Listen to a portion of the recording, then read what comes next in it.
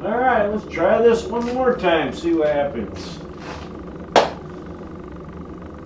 Okay, it looks good. I'm not getting drop frames now. So far, so good. Let me tight.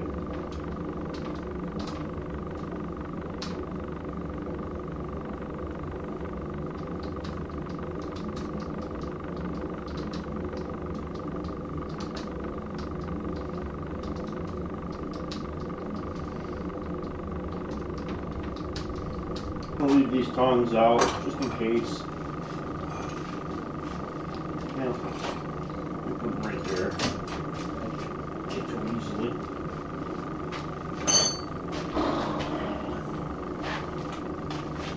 All right.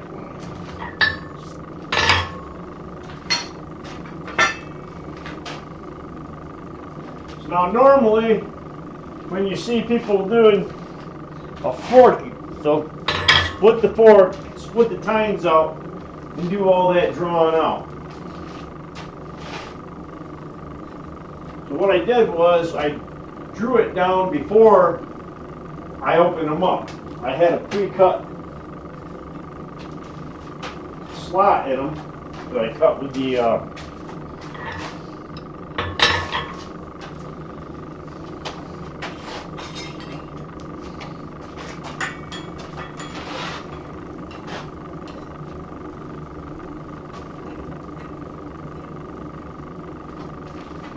there. That helped me just open it up a little bit and get it ready.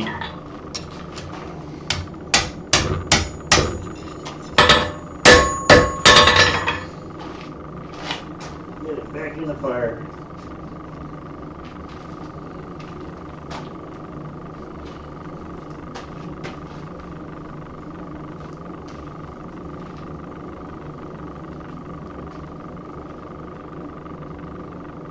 So, actually what I should do is go back and delete the first two tries so that people don't click on them.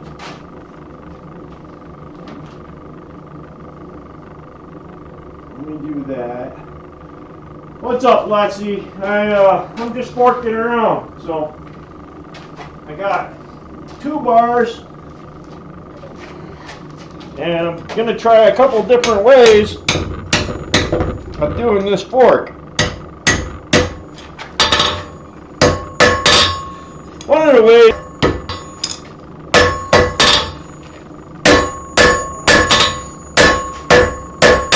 is people draw these forks down, these tines, as they split them, one off to one way and the other off to the other. So you can see I'm drawing that tine down and I got it split, but I didn't draw it way over because I don't want to be up here doing this. I can kind of fling it around here.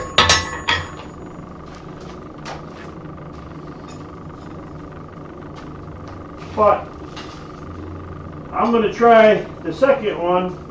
I've got a second blank with 3/4 by 1/4 and 1.5 inch split back. This should give me plenty to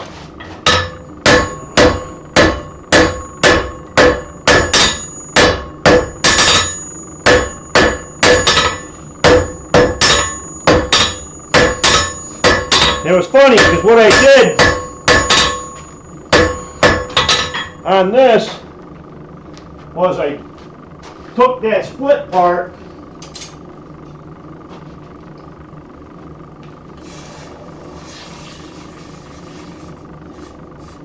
and before I opened it up I drew it down to a taper.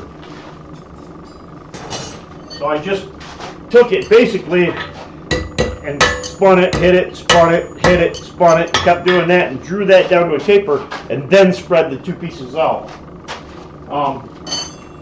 In the process of doing that, I actually unintentionally welded them together. Just at the end. So I was able to go in and split them back open. But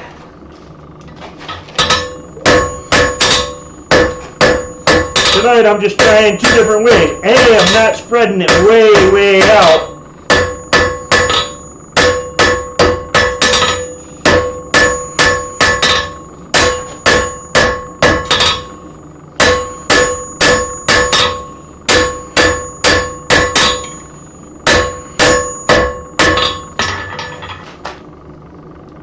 I'm just keeping it at an angle so that I can move it, and I'm not up here like this.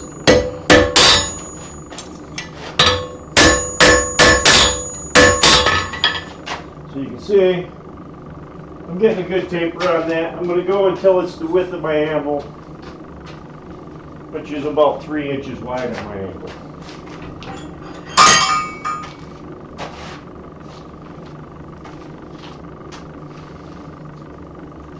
Good day. Man, look at this.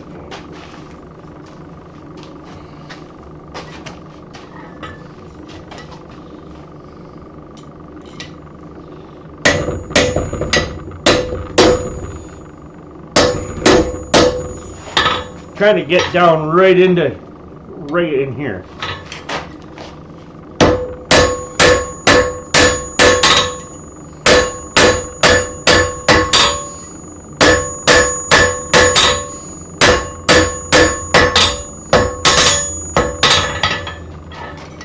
Okay, so I'm out just a little bit longer than the width of my anvil. And you can see there's one side.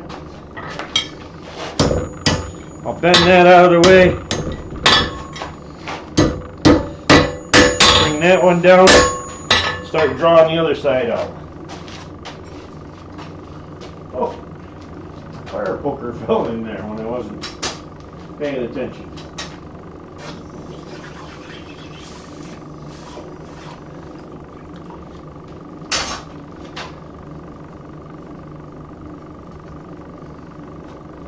Yeah, I was playing around making some hammers earlier.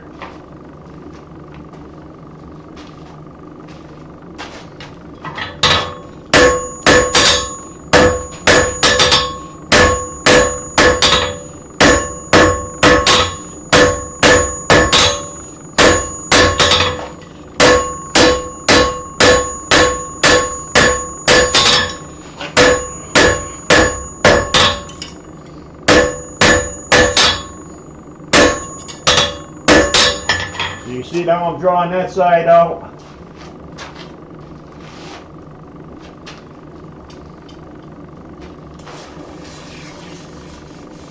Man, I could grab a set of tongs, make it much easier by just using a pair of tongs.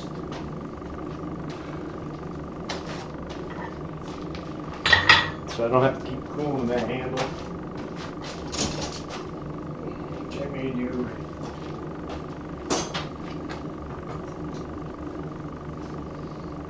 It cost me heat every heat to cool them tongs back down.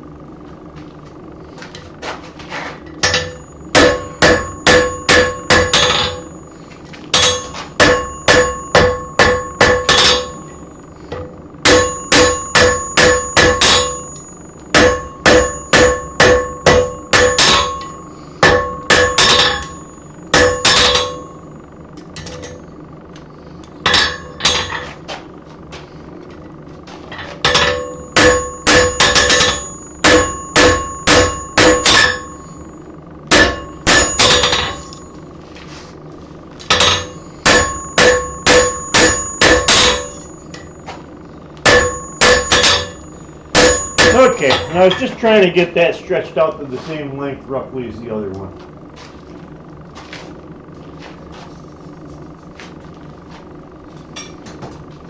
One of the hardest parts to do for me is actually right where the split is.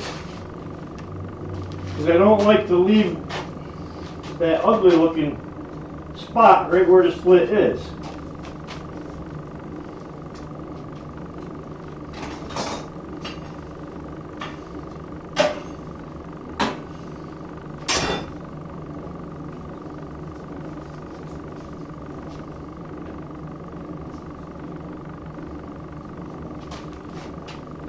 got to get some heat back up into the bar past them without burning them off.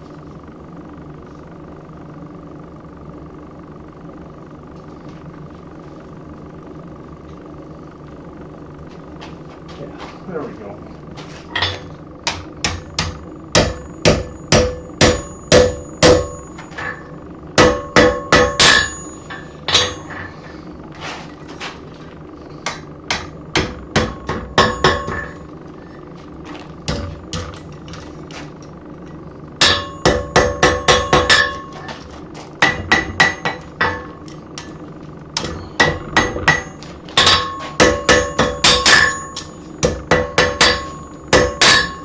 Now I've got them out, but the hardest part is right there. I'm trying to get rid of that.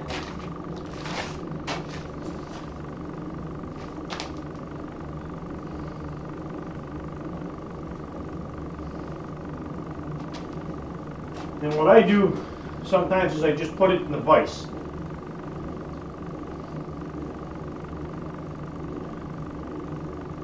Yeah, I'm getting drop frames.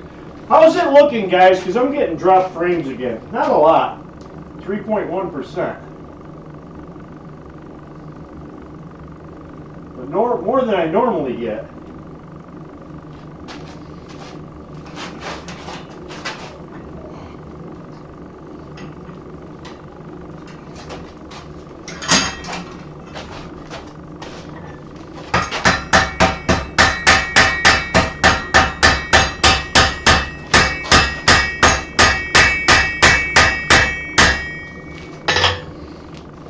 What I do is I pound it so that disappears.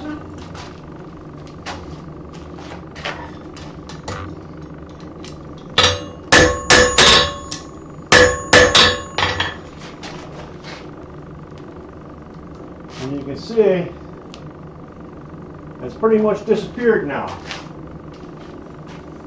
So I'll go in now and I'll start rounding everything up. And here's the part where it gets to be a pain right in the butt.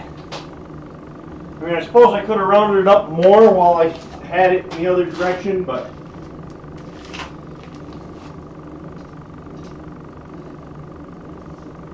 I'm going to start right in the center.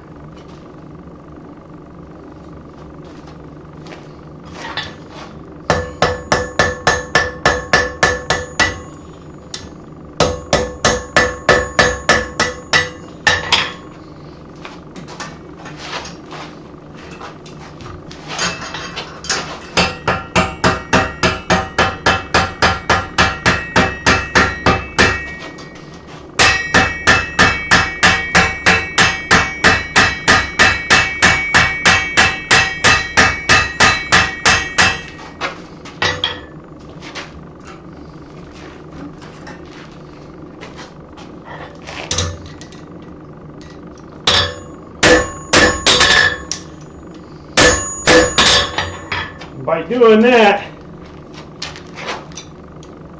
now I don't have that little dip right in the end there. It's gone. So I got a couple different ways I can do this.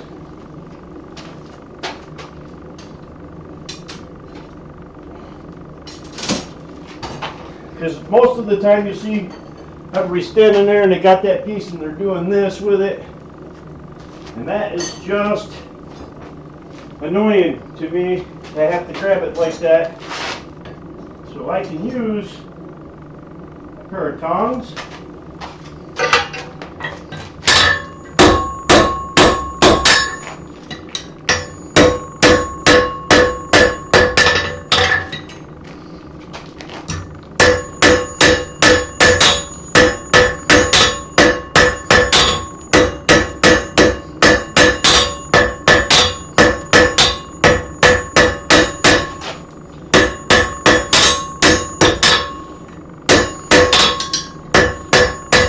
See how I'm grabbing here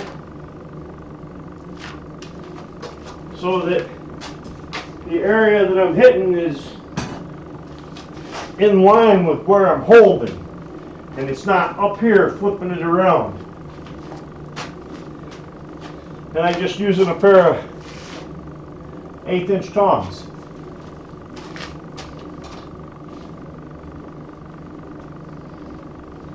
The next set that I do, I'm going to do a different way. I've never tried before. Ooh, that got hot. Melted the end of that off.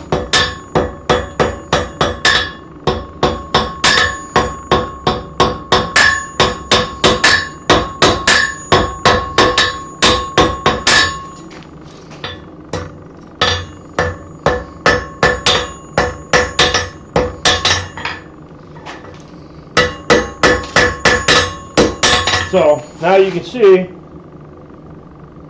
I rounded that up. I'll flip it around, do the other side real quick, and then we'll start to make our fork shape.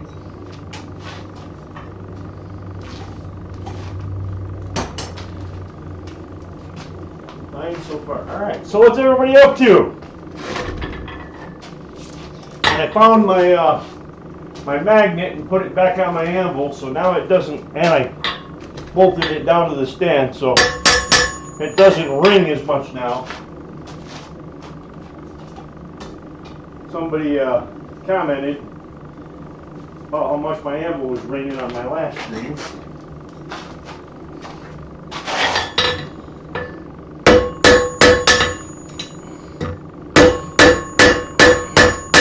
You see how I tuck it in, and although that edge is kind of hanging down there and it's a pain to deal with it on that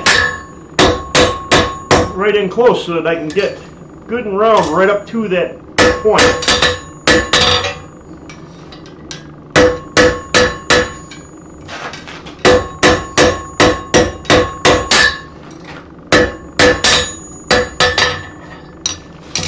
Okay.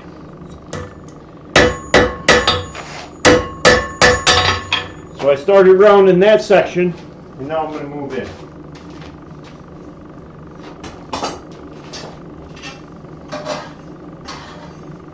And the next one, I'm going to try a different method that I heard about, but I haven't seen done. So it's going to be hard to explain. But I'll go in and I'll neck down that section above it. First snow day. Where are you at, Tim? That you got snow.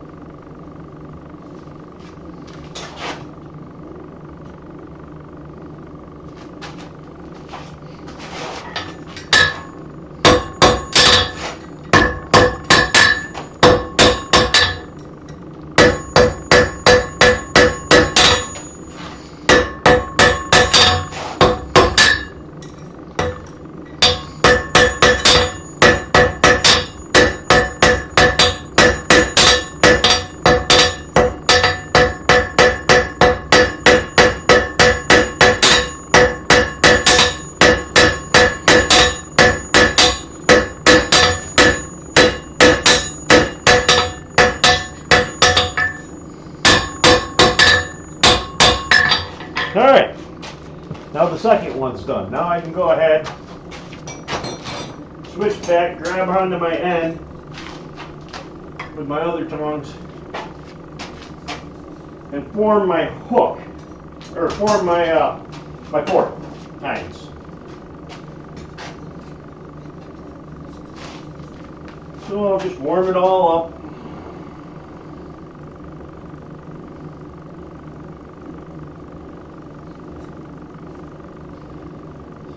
Michigan. Okay, Michigan. Alright, yep. Yeah, we don't have any snow here yet in New York. We've been down pretty cold a couple times, but not snowing yet.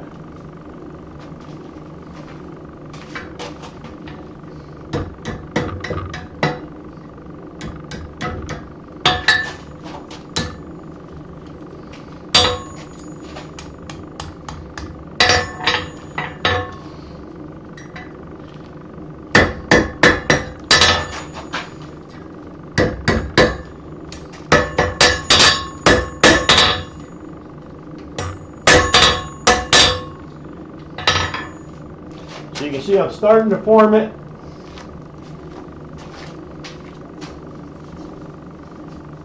One of the things I'm going to do is that's too flat right along where I rounded there and I took that divot out. Even though I wanted it, now I'm looking at it and I'm not liking the look of it.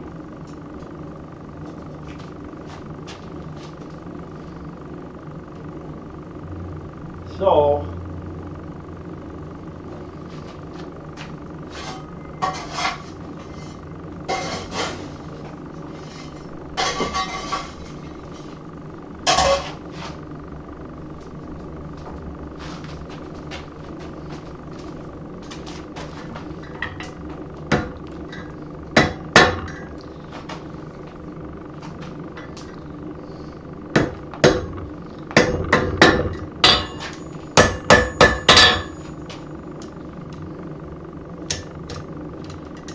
fumbling with my tongs.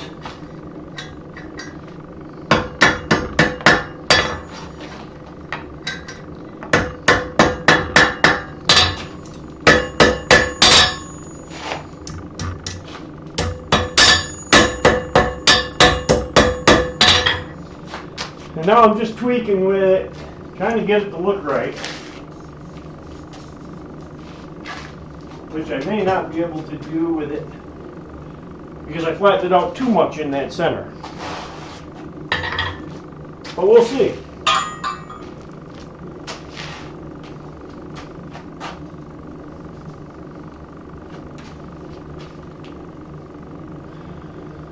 £50 of mangoes. That's a lot of mangoes. Yeah, I don't particularly care for them, so that'd be a lifetime supply for me.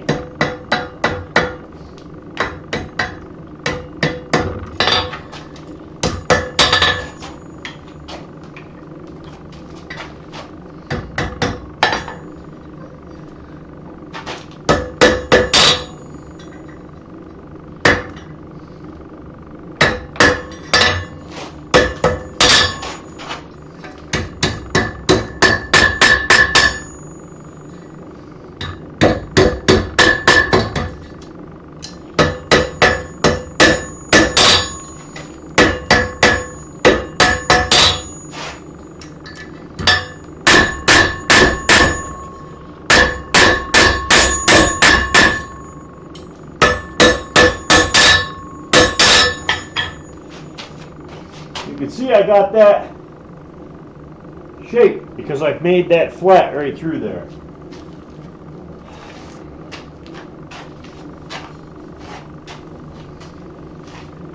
It's not bad, it's just different.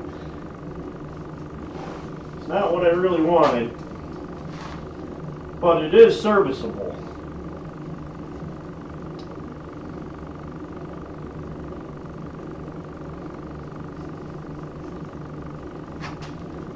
I mean, I suppose if I went up in with a rounding hammer, maybe I could push that down in and back into itself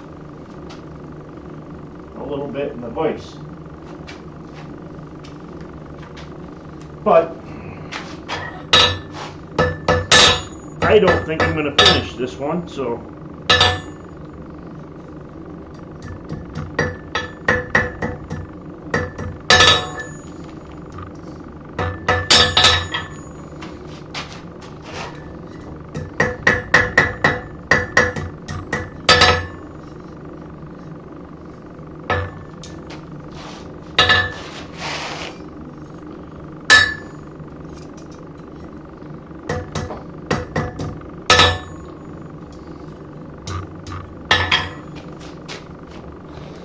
there's a one fork.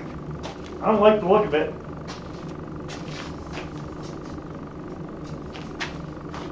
I probably could just trash it and start over easier. I'm going to try to save this.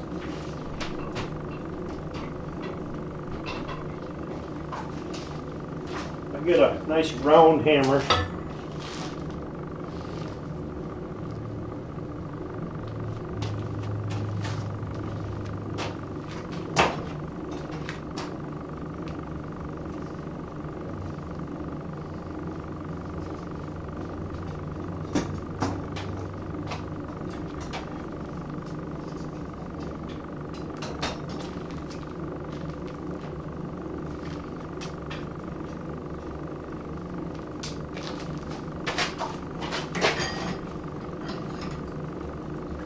Sometimes I'm my own worst enemy.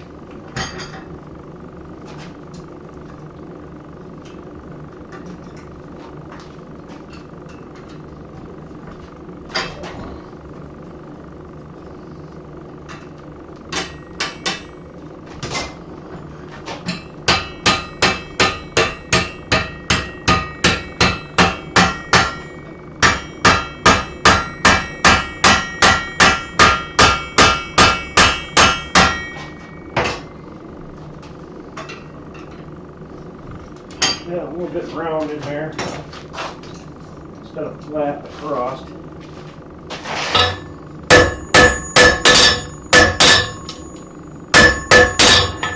What I'm trying to do is make that a little round right in that belly.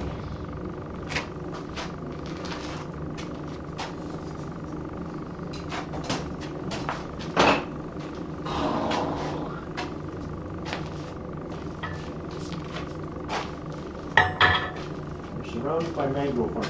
You do structure the mangoes and lemons.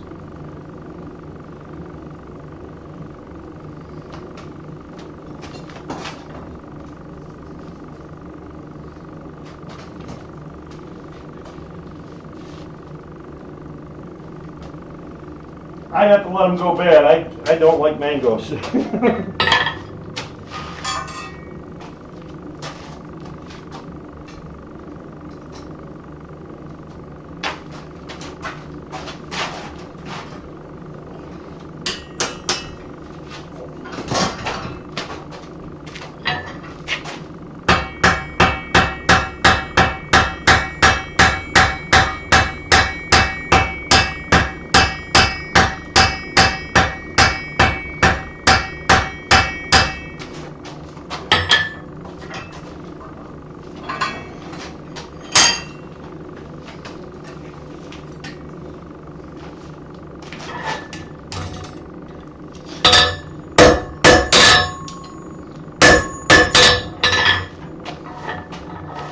Starting to get a little curvature in there. Probably should have just tossed this one and started over.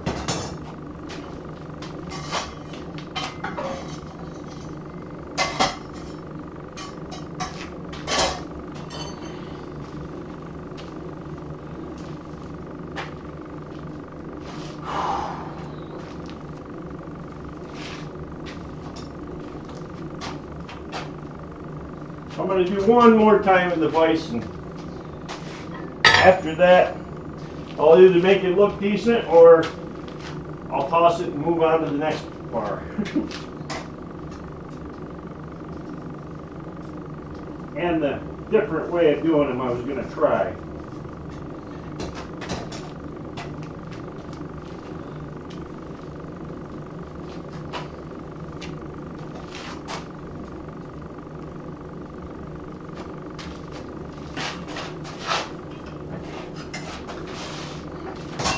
This kind of does require some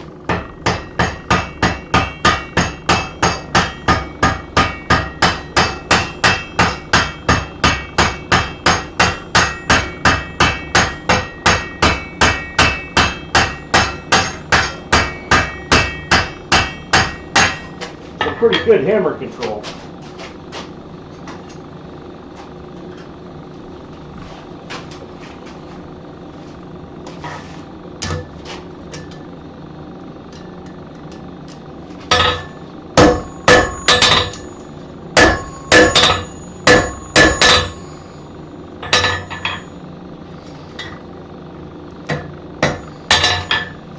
You can see I pushed that in, but it left a lot of a thick spot. I'm going to move on with this, finish it up, make it look as good as I can, and then move on to the next one, which I'm going to try a different way. Then I'm going to put a convenience bend in it. I haven't seen everybody I see does them the same way. They're holding them up and they're fidgeting with them. Or they're holding them like I did, like at a 45 instead of, or I've even seen them bend them straight back, and so they're holding it flat. They bend one fork back and leave the other one out there. But usually when you make that bend all the way back, when you straighten it out, you end up with a little pucker mark in it.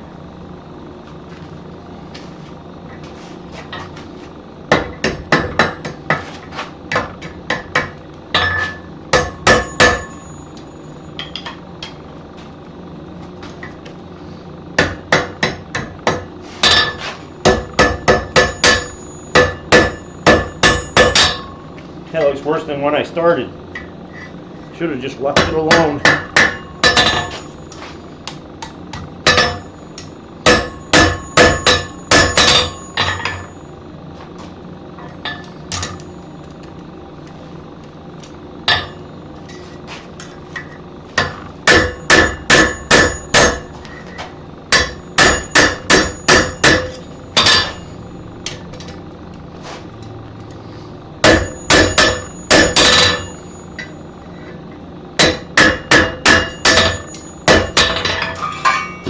Bringing it back into shape again.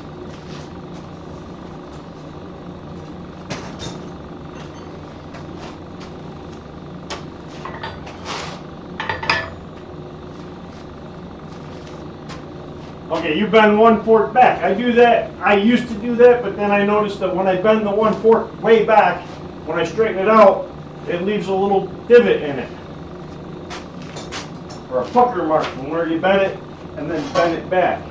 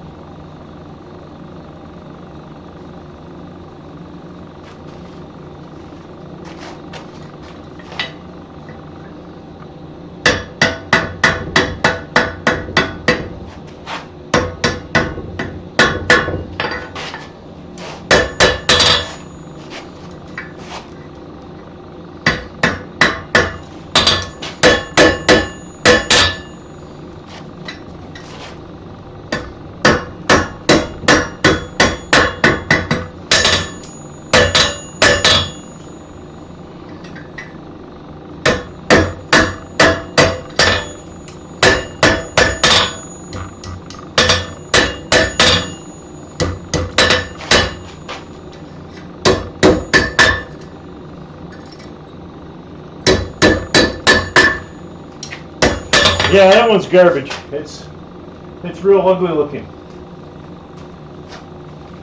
I might try to save that later, but for right now, I'm going to try a different way. So, once again, I got the bar,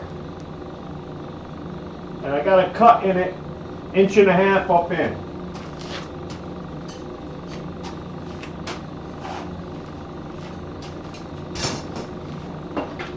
What I'm going to do is I'm going to try to neck it down without using my guillotine tool about 3/4 inch or so behind that that mark.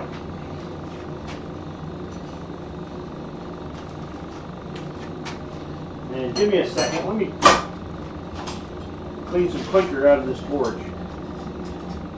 Like I said, I did some hammers and stuff. The fire's getting pretty dirty. It's been running for 4 or 5 hours.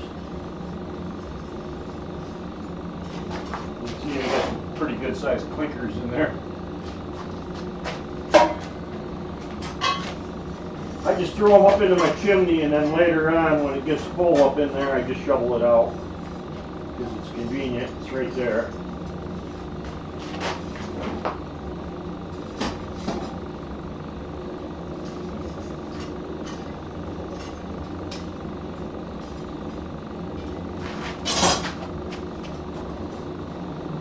Alright, throw some more coal on there. Get back to it.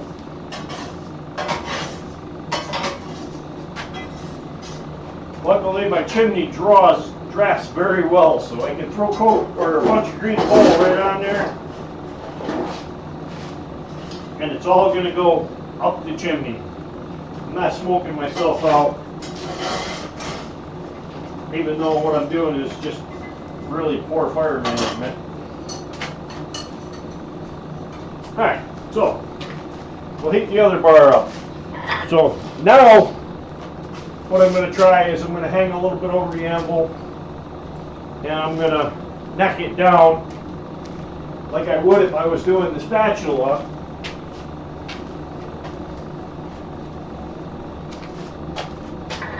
And I'm going to neck down and taper out a shank first before I do anything else.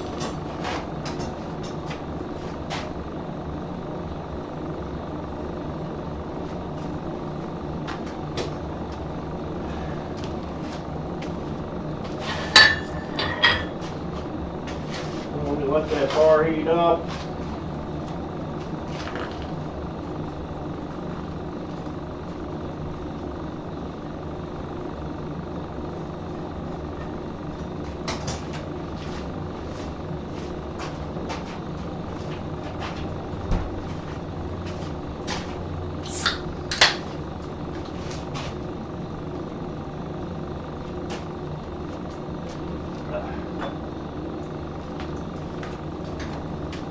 Alright,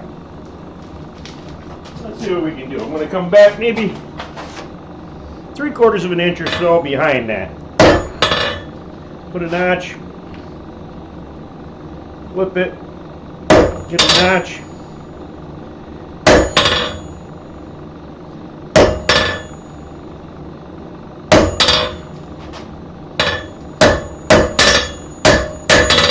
This is a good exercise for hammer control, because you have to keep hitting in here without hitting that corner. And you can see it's starting to neck down. It looks a lot hotter on the camera than it is.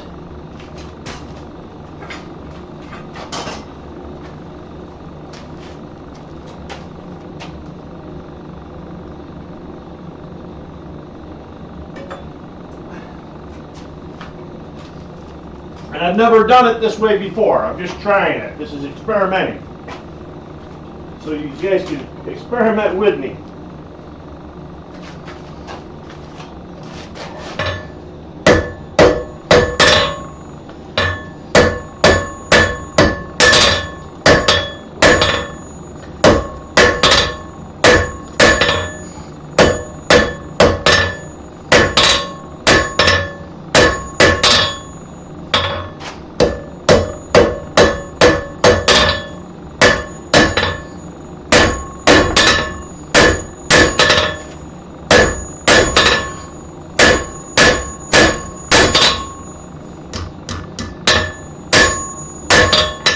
You can see I'm getting that shouldered down.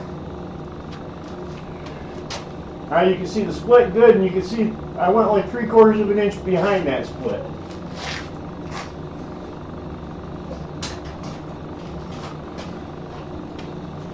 And then we'll see if this works. First I gotta bend back or neck down and reduce the size of that down to about 1/4 of an inch for at least the width of my anvil, probably. So now that I got that corner established, I can start drawing it back.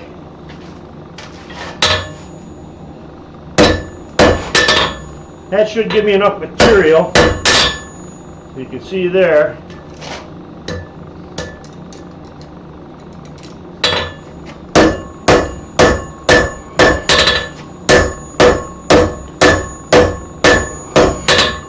Once again, you can see the corner of my anvil is getting, or of my hammer, I'm digging it right in, deep.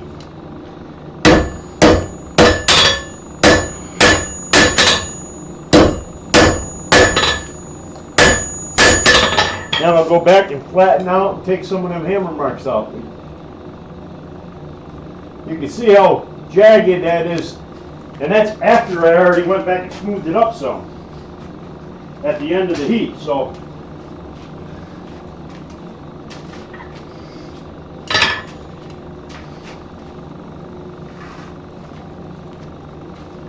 I've been 1/4 bend. Okay. Nothing.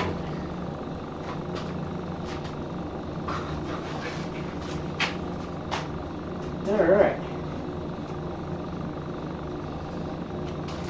So.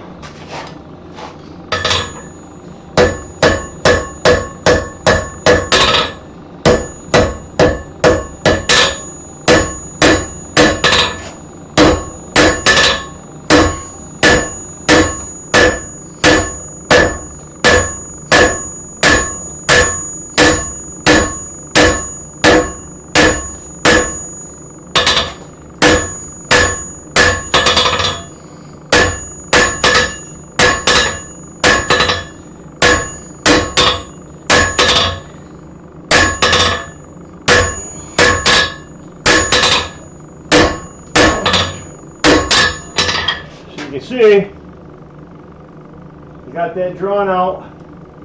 I got my notch there. I'm going to take one more heat, take it a little bit farther down, maybe even round it up. And then I'll split my forks and put what I want to call a convenience bend. Convenience.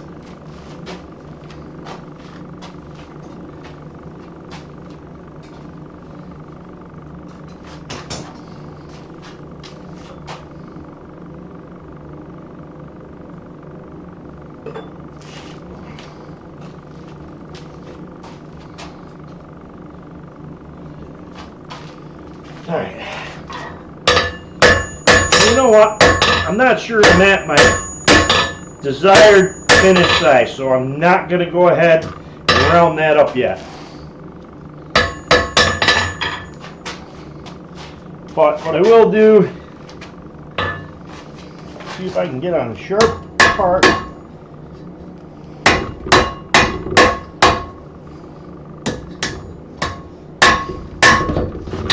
Up my anvil so that I can just start spreading that. Then once I get it start spreaded, then I can come in on the corner and drive it down, and hopefully it'll drive down all right because it's pretty small now. I didn't think about that. Or I can clip it with my vise, I guess, and just grab it with the tongs. That's probably what I'll do. Like I said, this is my first time doing it this way. So, I'm experimenting.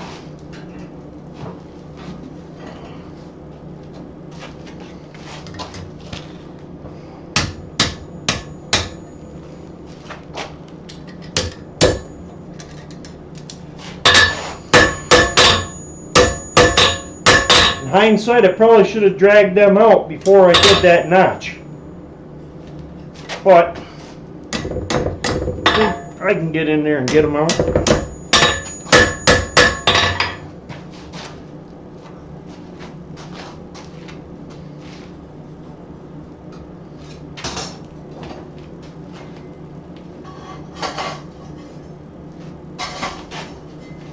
Now I'm trying to avoid that pucker that I get when I go and you bend it all the way back like 180 degrees.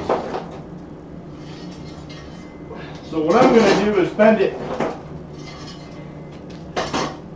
I'm going to open them up, but then I'm going to bend it back in that stem so that I can get it in line and easy to hammer.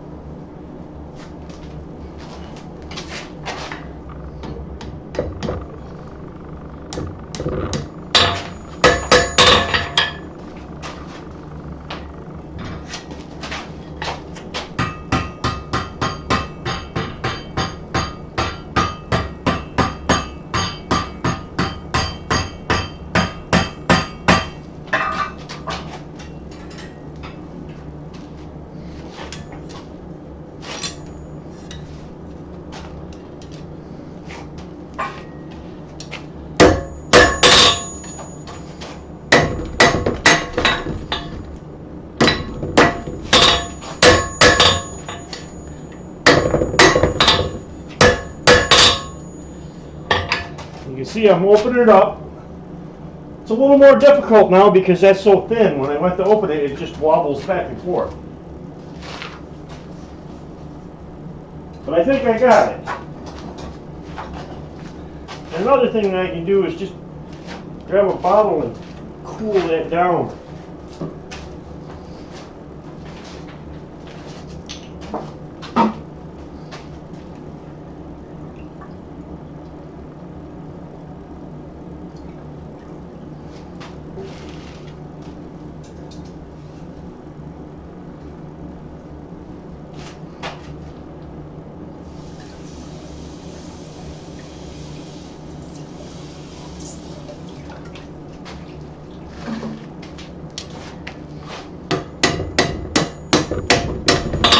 That helped.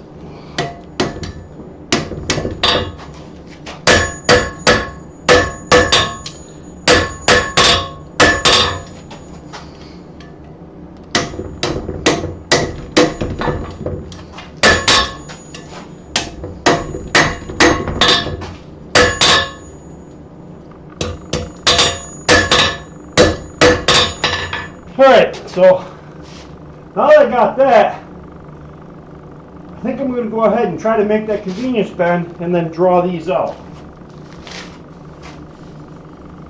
And the convenience bend that I have, at least in my mind, we'll see if it works, is in that stem.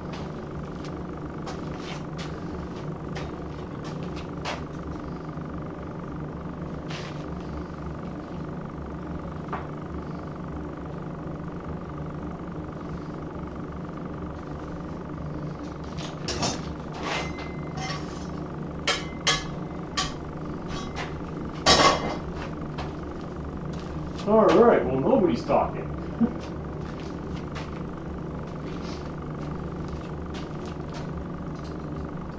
Alright, so let's pull her out.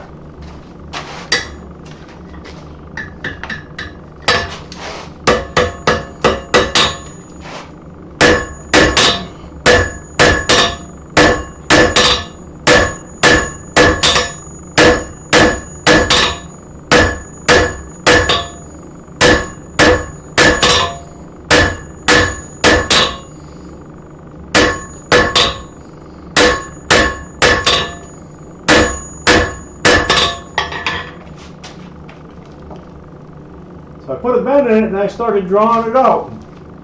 You can see how that allows me to keep my handle like in line and not way up here, tipping back and forth. It's down here and I'm turning it just like I normally would. We'll keep going and see what happens, see how this turns out. I probably should have split the two pieces out before I necked it down. That's the only thing I can see right now that I should have done. Right now I'm just trying to get a little bit more bite in there. There we go.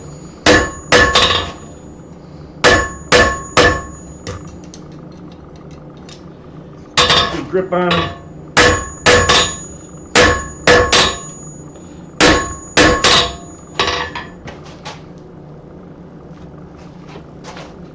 Okay. Now I got it kind of where I wanted. Slimy hands are not conductive to yeah. Yeah, did you see the bend I was talking about, the convenience bend? Just so that my handle's out here and I'm just turning it like I normally would if I was just working on the bar. Instead of, because every time I see somebody doing them, they're way up here and they're twisting it like this. Now, I can get right in there, draw that out.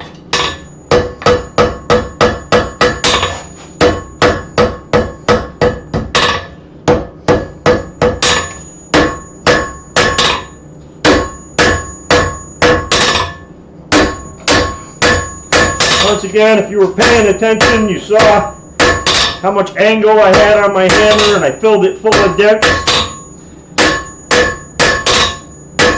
so that I could draw a lot in one heat.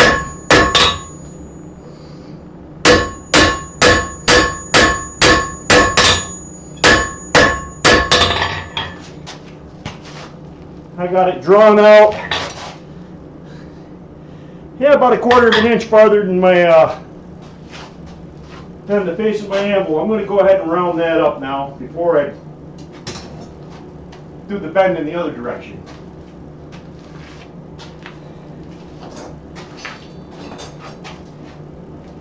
It seems to be easier. It's a lot easier than when you hold the bar up here and you're doing this with the bar. Heck.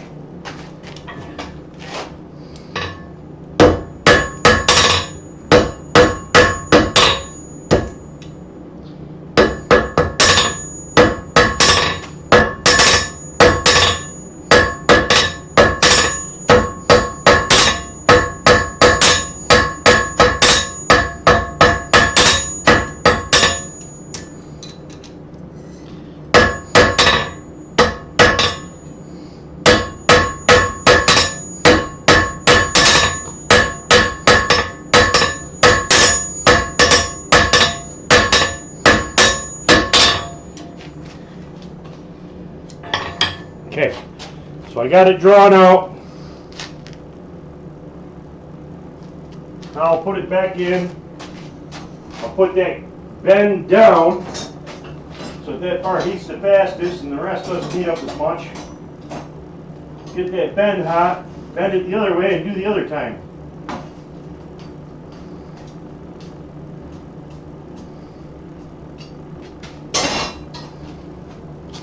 Now, I've never seen it done. I kind of heard somebody say they put a convenience bend in it, but he never explained to me how he did the convenience bend, so I've been kind of thinking about it and how I would do it. And this was what I came up with. It's not bad for a first try. That's the problem. A lot of people don't see all these tries when you're doing something, how many times you fail. And so they think that, you know, everything is easier than what it is.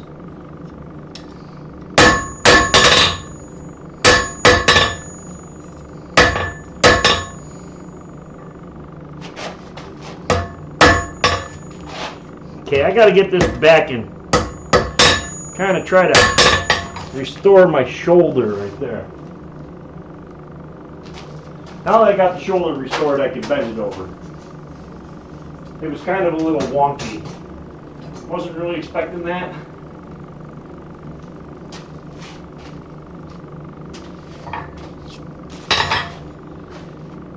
Mangoes, mangoes, mangoes.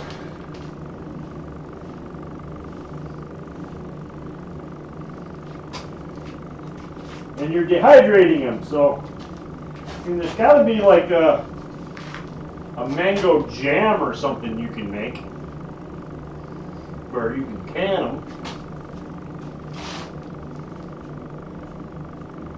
I would imagine.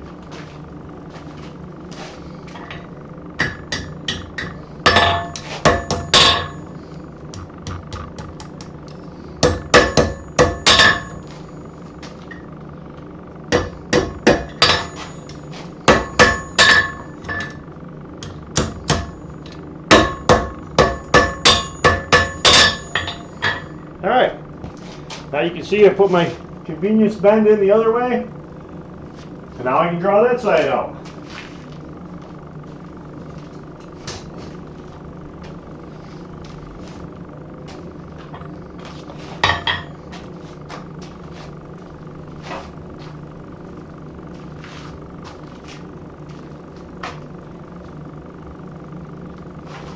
And I think because I'm not doing a real sharp bend,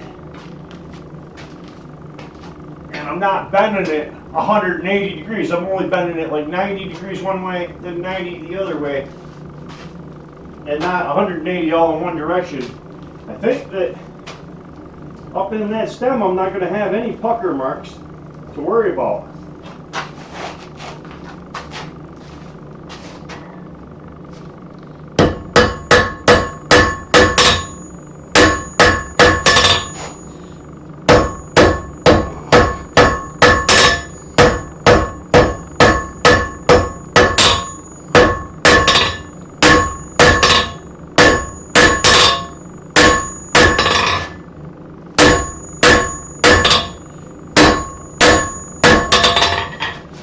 So you can see, started drawing out. Try to draw this one out to the same length as the other one. Then I should be able to straighten the stem up.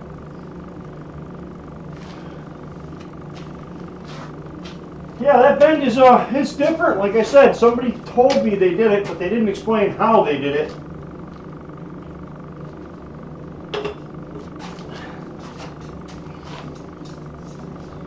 And so I've been trying to figure it out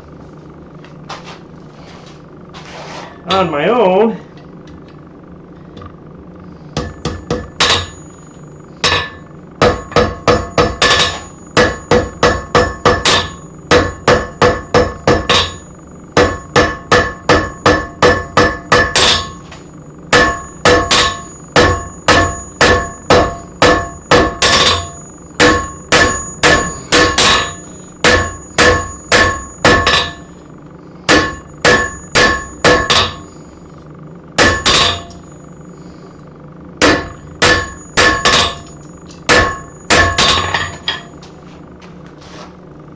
Now you can see, where am I? I'm drawing it out. This one, I don't think I'm going to worry about taking that pucker out of it, because I think that pucker needs to be there to give it a nice bend up in the where the fork split. At first I thought I had to take it out, but after that first attempt, I'm thinking I want to leave it.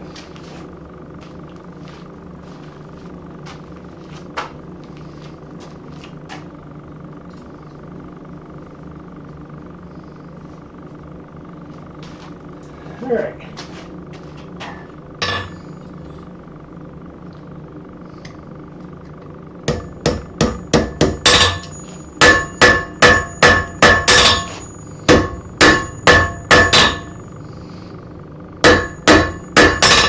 Start rounding it up.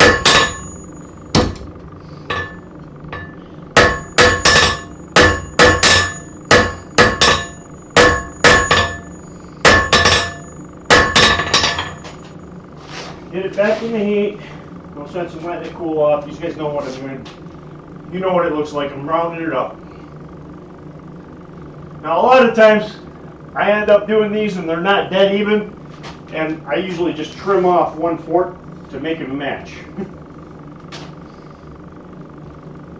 But I haven't done a fork like this in years, so.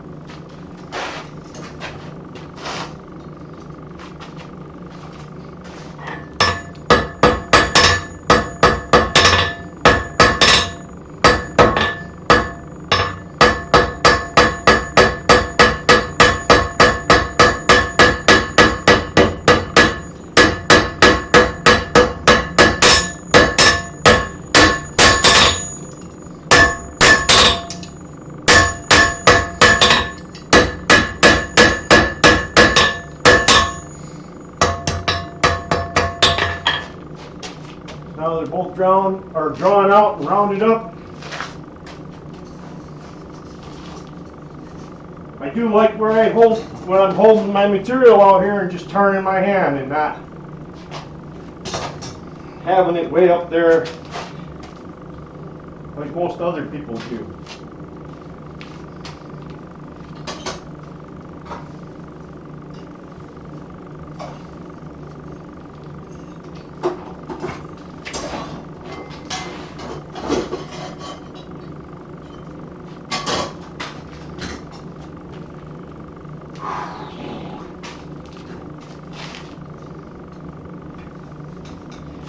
need to get a foot switch for my air control so that I can turn it on and off. Because leaving it on the whole time is kind of a pain, because it burns the whole time and just makes a lot of clinker.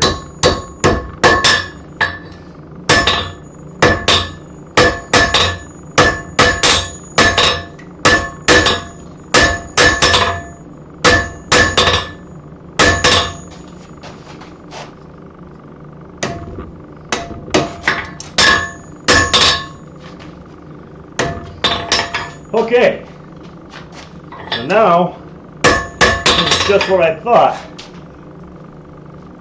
That's straightened out, and you can't tell where I bent it back or straightened it back out. I don't have that pucker that you usually get right in that corner if you bend that back and then pull it back out. Let me tool this off so I can point at it. I don't know why I did that.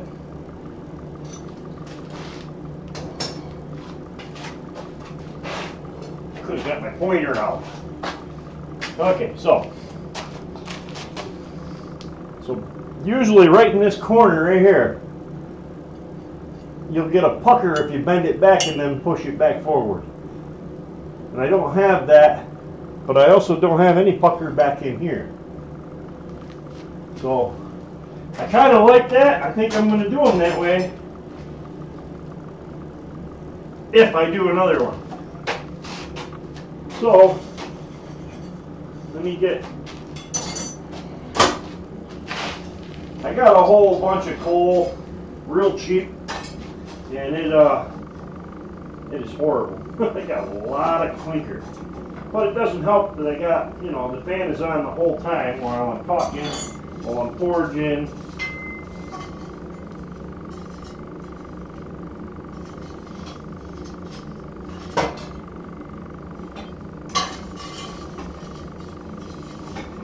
Cleaned it out 15 minutes later, and I could see dark spots down through it, more clinker.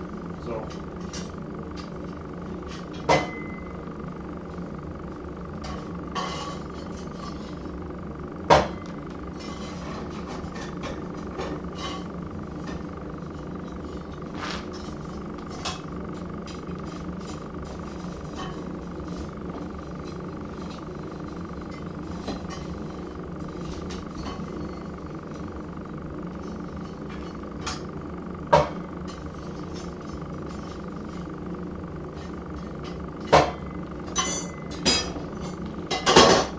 alright. Normally, I just deal with the clinker. I'm not worried about it too much. Like I said, I got a whole bunch of coal, and I got it real cheap. That just is a pain when I got to keep stopping and cleaning my fire while I'm trying to do a live stream.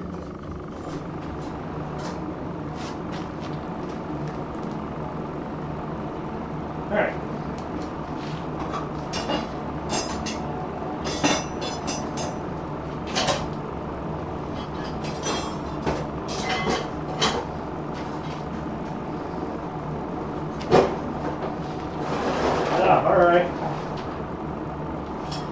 You didn't miss much, Lexi, because I was cleaning out my fire.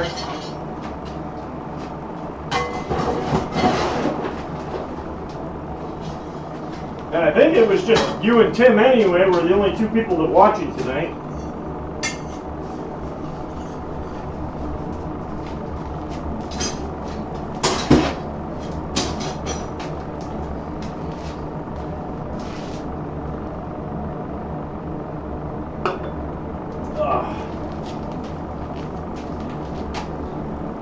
Yeah, my drop frames right now is 0.5, so it's not bad. Earlier, I was getting like 16 to 17% drop frames, and so I ended up shutting down, restarting, booting the whole computer and everything.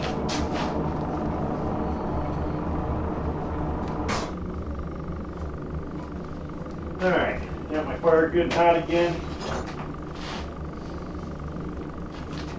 Let me start working on.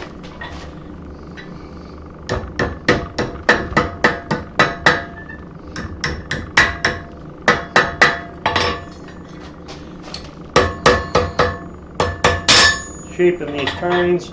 It definitely looks like I got one that's a little thicker and longer than the other one, which doesn't surprise me.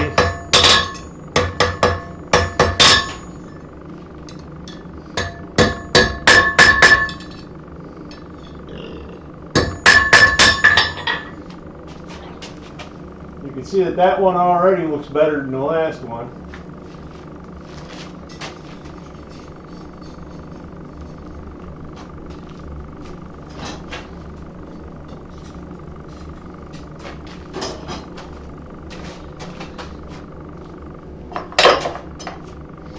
And a lot of times when I do these forks, I go over and I go right to the 2x72 and I sharpen the ends of the tines down to nice sharp points.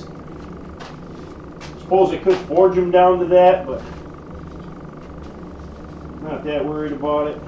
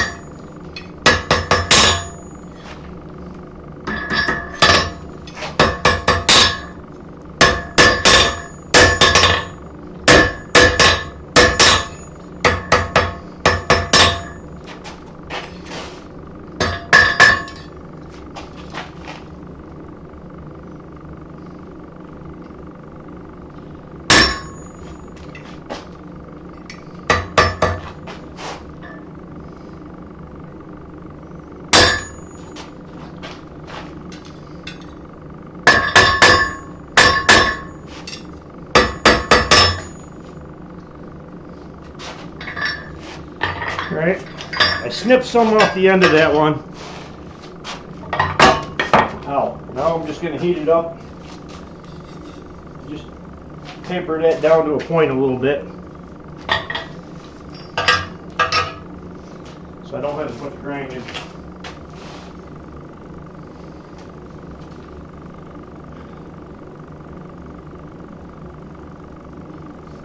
Yeah, I don't do a whole lot of advertising, so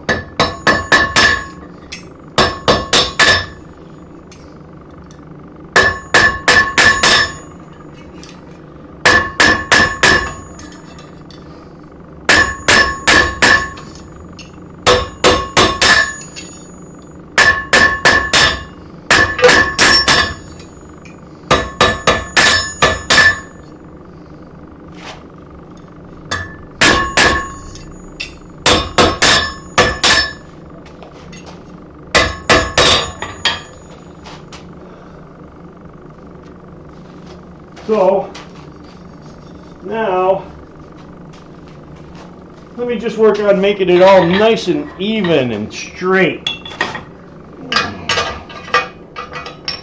And a lot of times people worry about taking too many heats and hurrying up and getting done, and when you have that attitude, your work's not going to look good. You just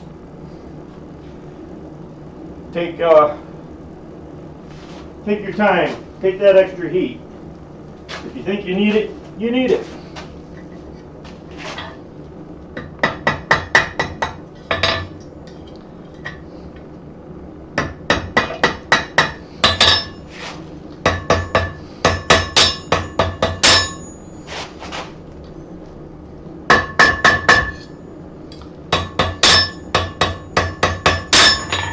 Okay, so that all looks good. Let me grab my pointer. That all looks good, but I'm going to come in right here and taper these down. Now that I got that established. I wasn't really sure how far back to make them anyway, because I've never done it before that way. I mean, I could leave that end looking just like that and it'd probably be fine.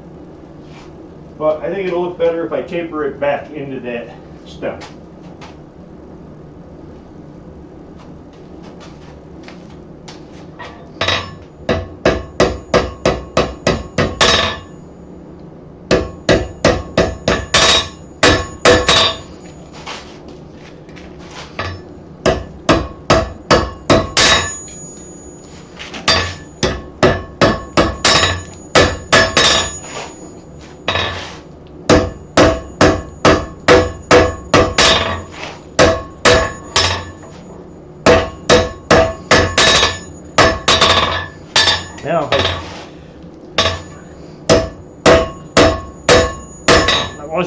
anticipating that it was going to mess all this up so bad.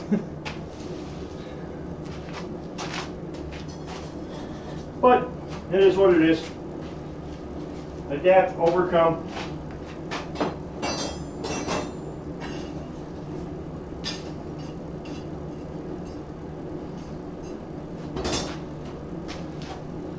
Once I get it tapered down and kind of rounded up through there, then I'll go back and straighten it back out.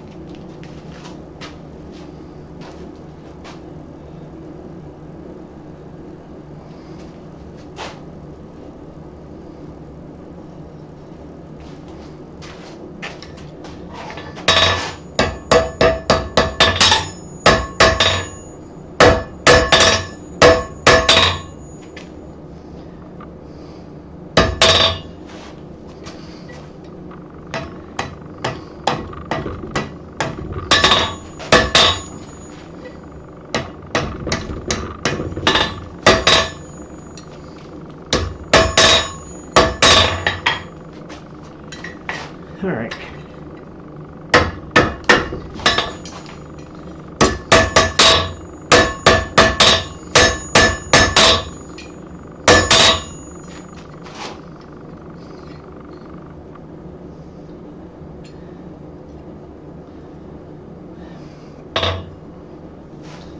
Yeah, sometimes I just stop and look, trying to figure out where I want to go next. I got a weird triangle there that's offset.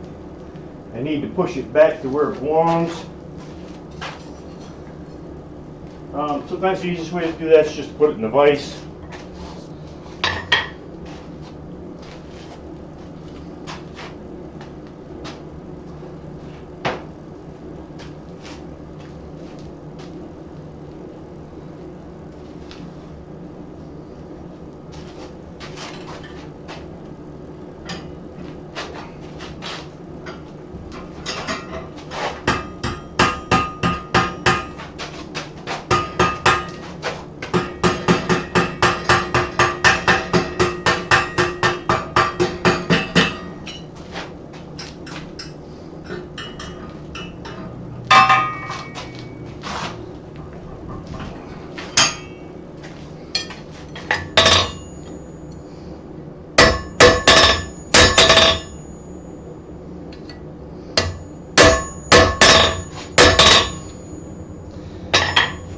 Oh, that got part of it, but not all of it.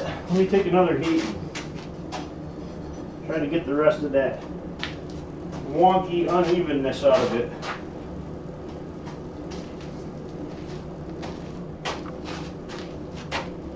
And as you can see, you know, this is when a lot of people, they go out and they watch other blacksmiths that do live streams and content creators and stuff. They go on and they see what they make after they've done it a few times, and they don't see how many times they did it ahead of that and messed up.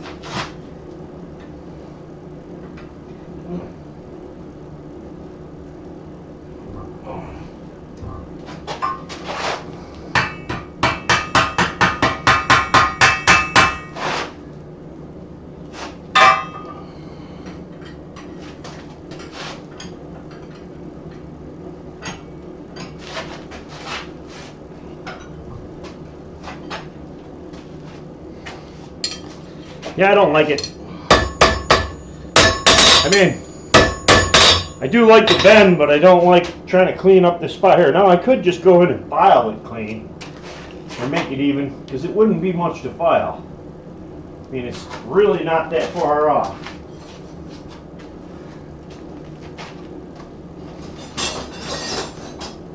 Pull my handle down here.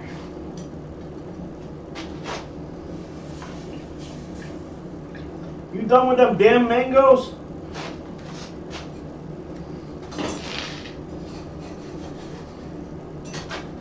Just a little off the tip. That's all I got is the tip.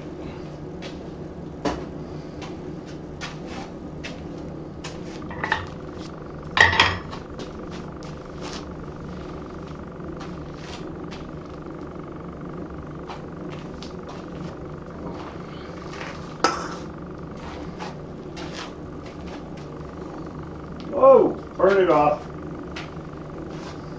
Wasn't paying attention. Anyway,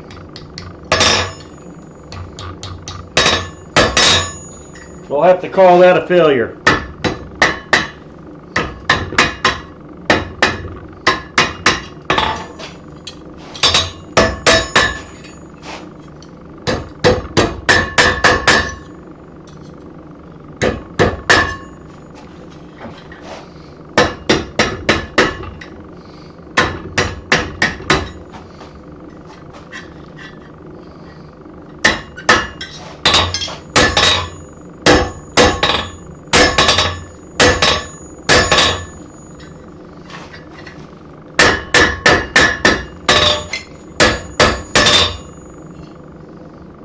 Yeah, it's just uneven.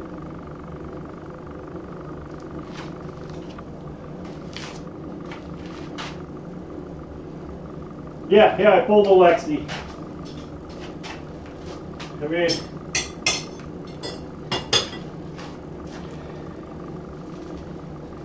what was that I was saying about, you watch the other content creators and stuff, and you don't see the dozen times they messed up before they got a good one.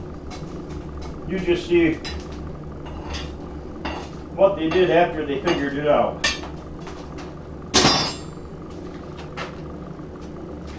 But yeah, I was doing some hammers earlier. It hasn't been a good day for me. I made this one, and I don't know if it'll show on there.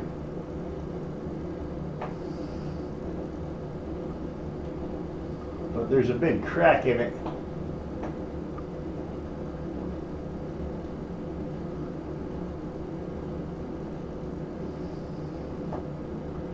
Anyway, there's a crack running like this and another one there.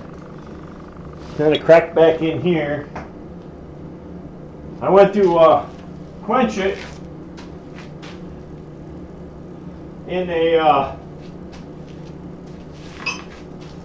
I had my, my quench tank for oil is vegetable oil, and it's in one of them, one of the pots that comes with a turkey fryer. So I had that sitting out there, and I had my regular water bucket sitting next to it, and I pulled it out, walked right over, and plunged it in the water in the regular slack tub instead of the other one. Now I don't know what I did with the first one I started. I mean, I might be able to salvage this one. Maybe. Let's get it in the fire. I gotta get at least one good one. So then I went ahead and made a second one. And this one I made sure that I quenched it in the oil and not accidentally in the water.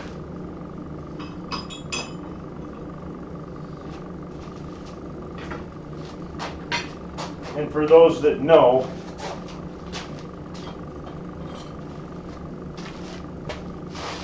it come off that bar.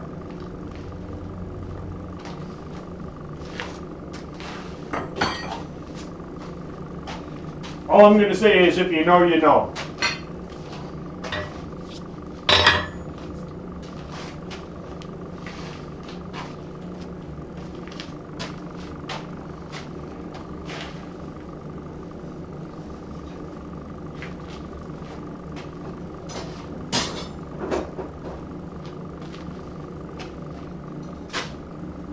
All right. Let's see if I can get this neck down here.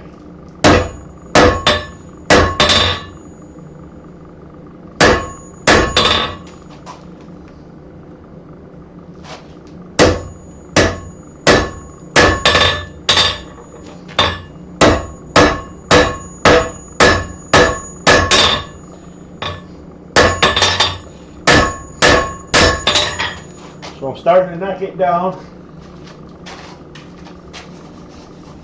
thinning it out. Man, I've been doing that quite a bit lately, and purposely not using my my guillotine tools.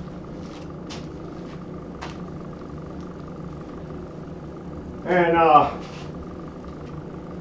it's really, really good hammer control, trying to get that neck down without using the guillotine tool. I think everybody should try it a few times instead of going straight to that guillotine tool.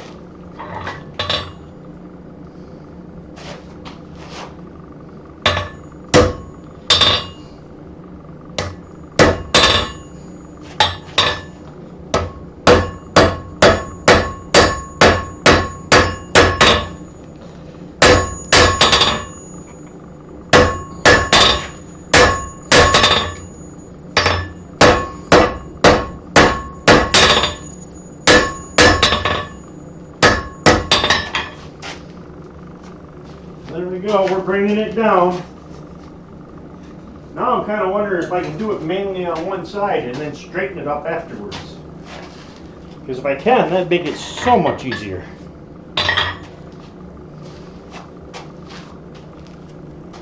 I think it's just you and me. I think Tim might have gave up.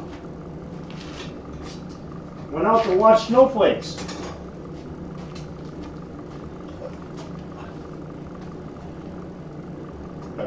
Oh, excuse me. And if you notice, I switched my cameras so that I have my zoomed in one in the bigger window.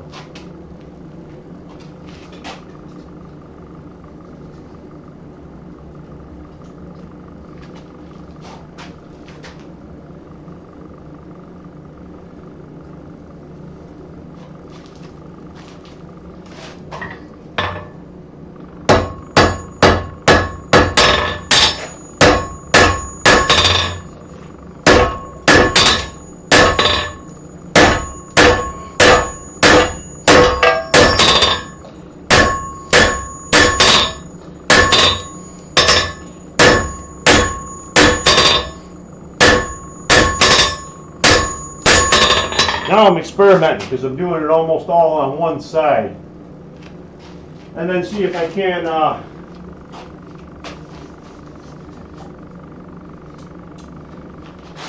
push it back afterwards. Because I mean, this was already messed up, so.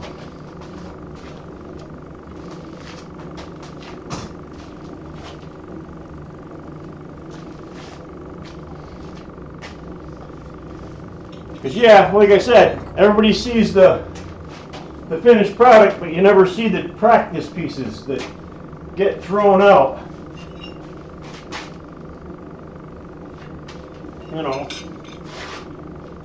my shop is just littered with them. Just pieces here and there of different projects. And I tried and it wasn't successful, or, you know.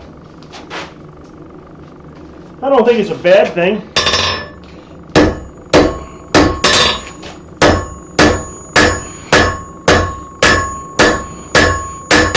Learning how not to do something is still learning.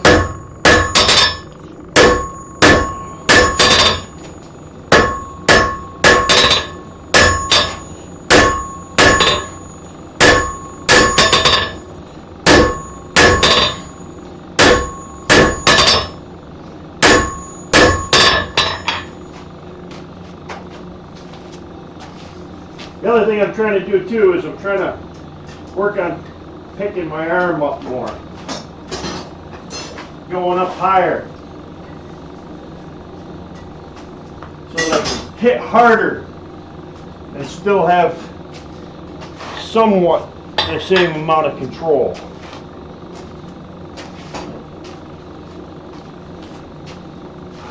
So we'll see what happens on this one.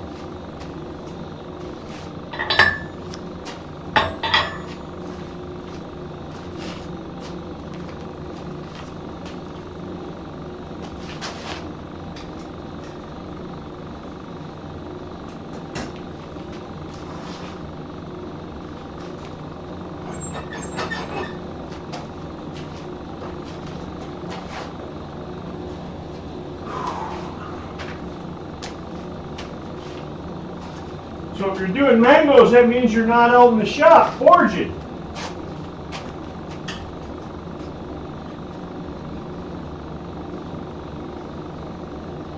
Or what about you, Tim? What have you been up to lately?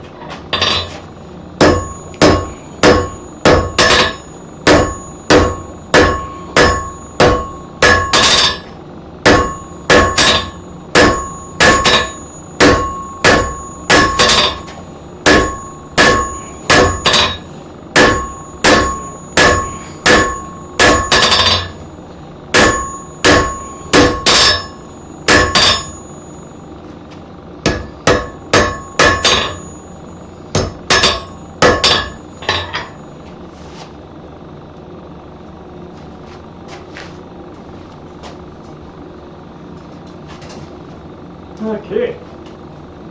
Your next video is a fail video. What are you going to fail at? Or what are you going to at least attempt? Or what did you attempt and you just haven't posted the video?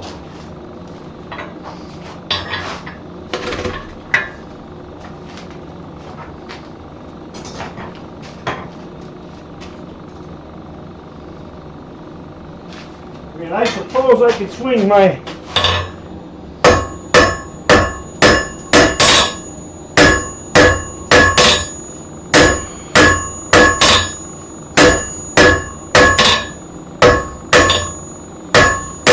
anvil around so that it's easier to see.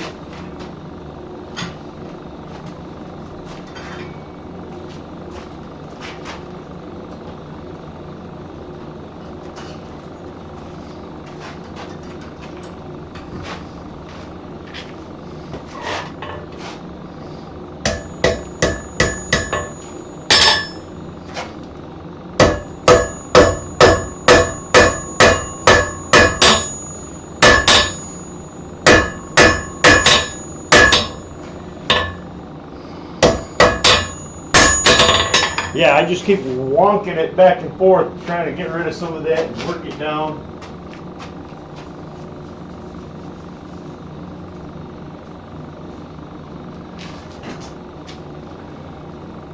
Already failed to forge. Oh, yeah. Do you know what steel you're using? I mean, are you sure that it's just mild steel? For starters, and when I do them, I start with like a 28-inch long piece and nick it in 3 spots and bend it so that it's all one piece, so it's easier to handle and I don't have to wire them together or messing around with them. I mean, the more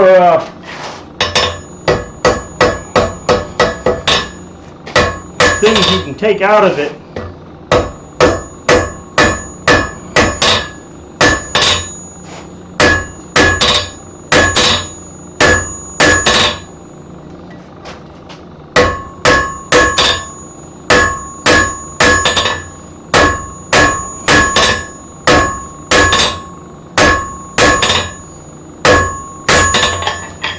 now I'm getting that moved over to where I need it.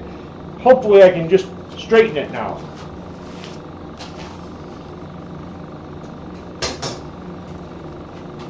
Mild steel from the hardware store. Yeah, well, if you know it's good stuff, then, you know, make sure your fire's clean, you're using coal or gas.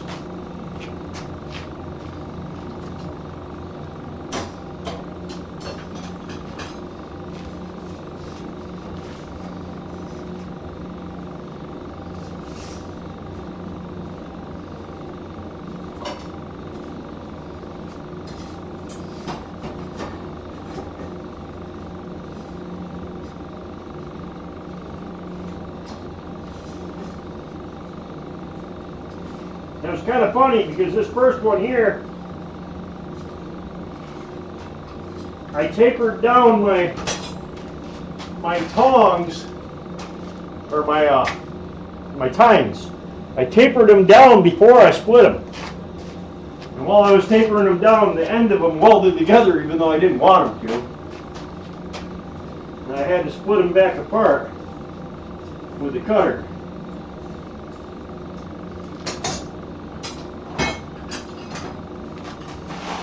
Huh. Just regular old charcoal. I mean, you're talking about lump charcoal, right? And not charcoal briquettes?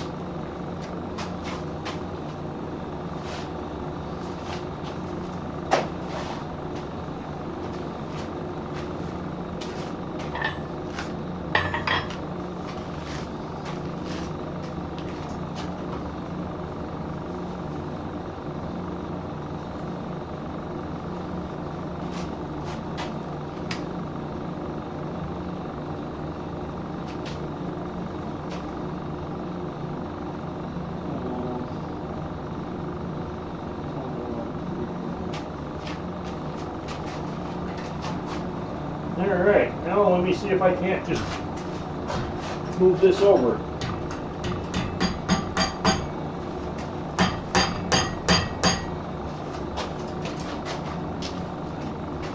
Kind of center that triangle up now.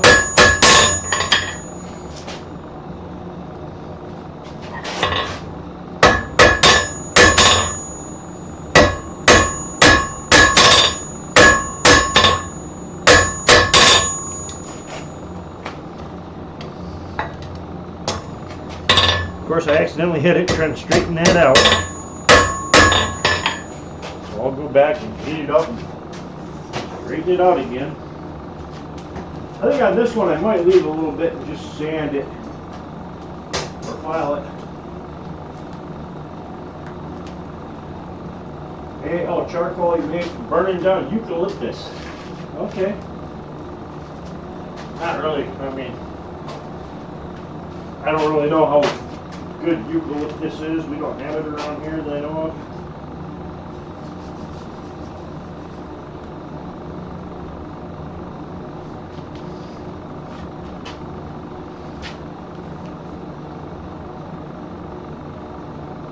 The other thing you got to remember too is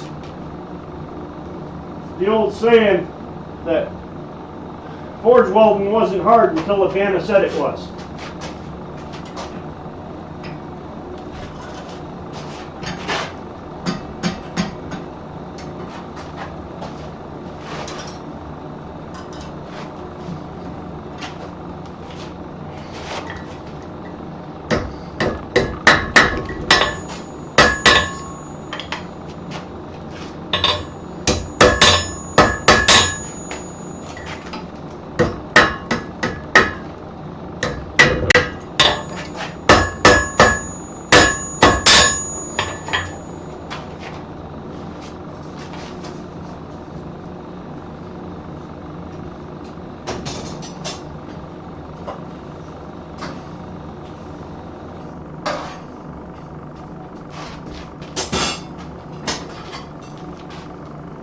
Super dense hardwood. Okay, well, that should be good then.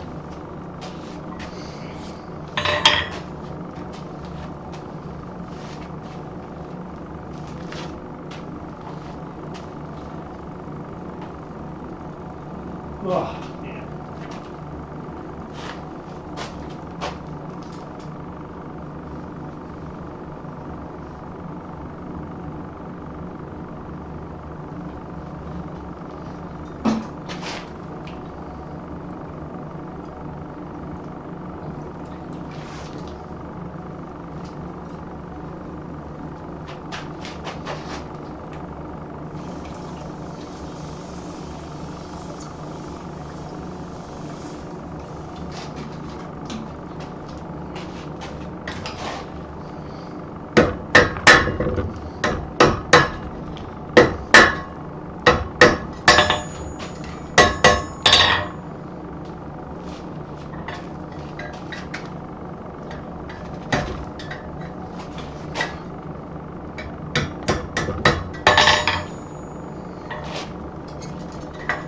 Yeah.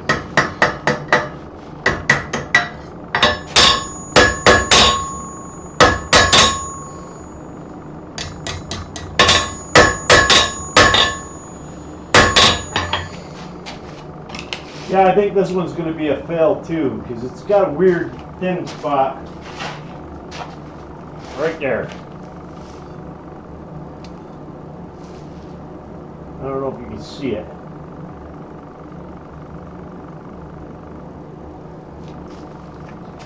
I just don't think I'm going to be able to save that one. But let me see. I might have a piece.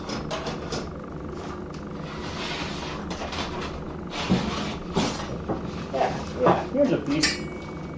All right, piece of 1/4 inch round.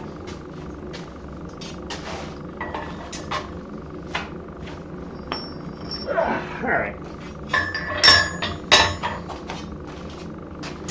So, tape measure.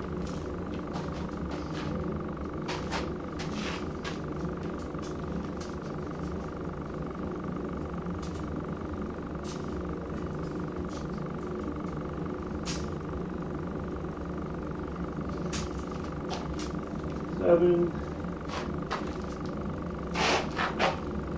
14, 21,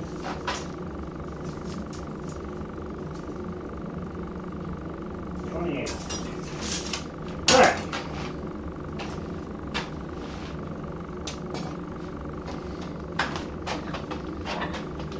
So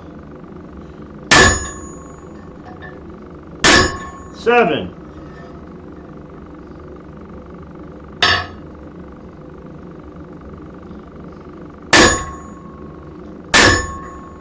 14.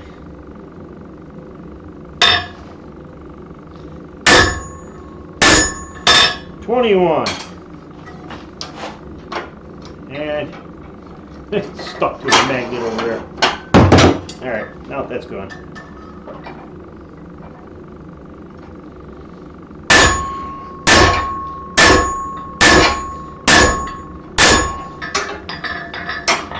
And yes, my cutter is hard, and I cut right down through stuff that's cold a lot of times. And it doesn't damage it because that thing is hard. I don't know. It came with the animal. No idea what it's made of, how old it is, nothing. But I throw stuff on there, and the only thing I had that ever nicked that and left a mark in it was some weird 3/16 round stuff that I had, and I have no idea what it was.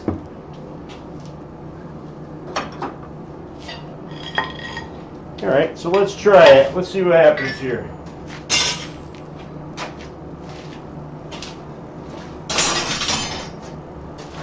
Don't you remember?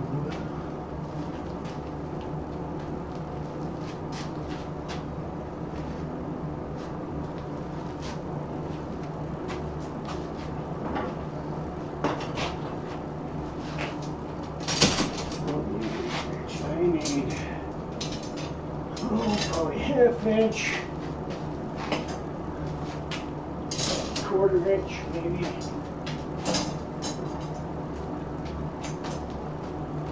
All right.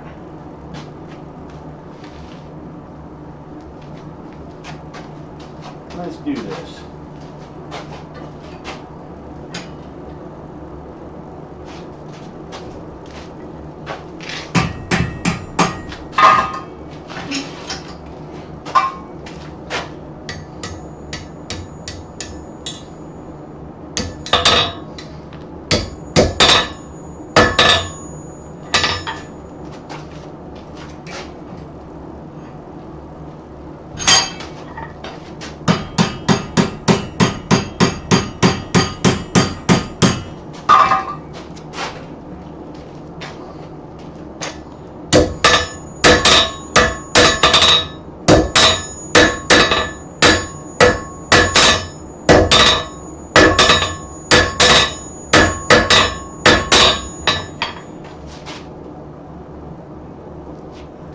There's one. cool that down. Bring my other side around.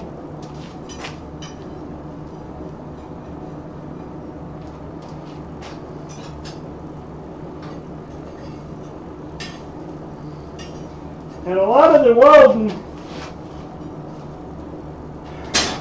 I mean, regardless of what you hear from other people, I'm going to say this, a lot of the welding is just speed. Probably more than anything else. I mean, dirty fire.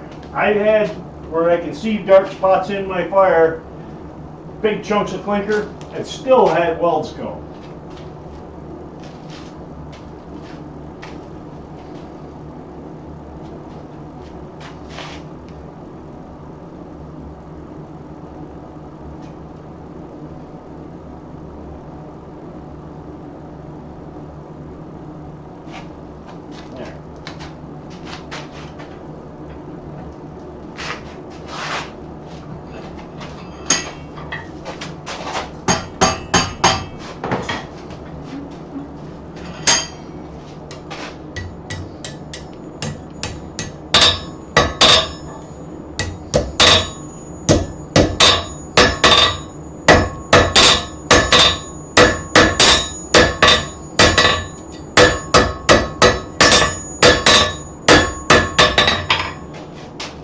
Side 2.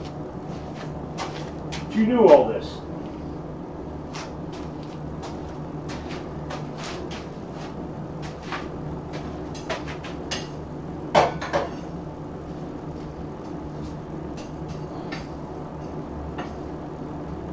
I really wish that I had the ability to move that camera over here a lot easier and show you how dirty my fire is. Where it's down deep, but probably 3 inches below the top of that fire, 3 to 4 inches, there is literally just a ton of clinker.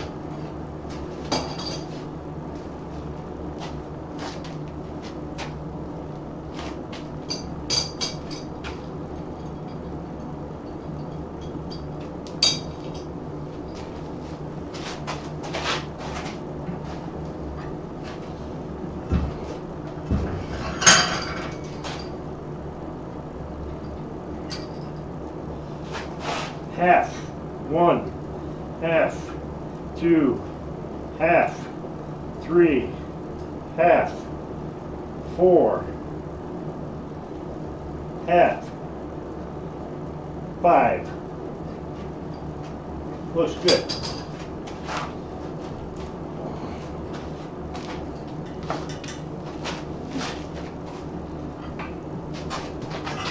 Now I just clamp it in there just to straighten it.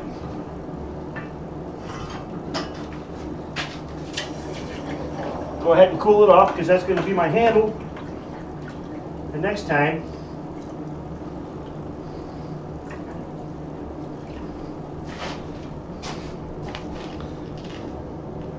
So I went 5 turns. So this is going to be a pretty tight one.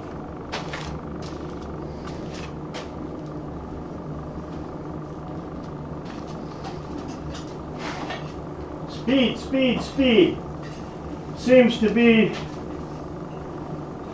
for me, the biggest contributing factor is speed.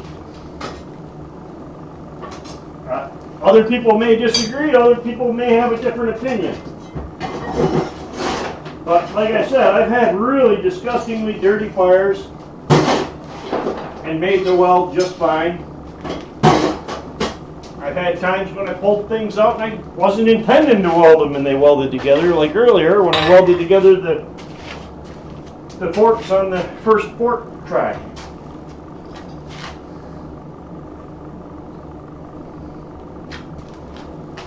Alright, so I did 5 turns and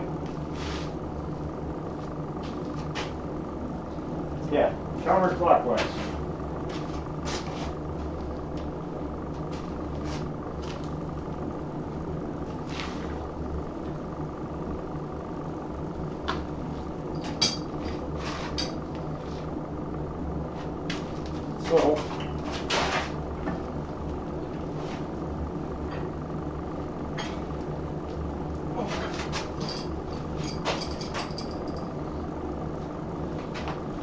half, 1, half, 2, half, 3, half, 4, half. This one's needs a half turn more, but I need to heat it up down again.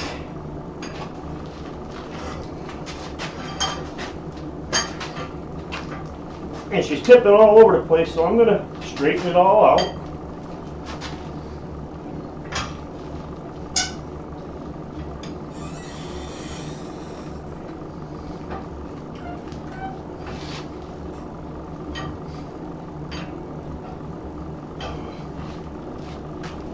Heat up a little more back here.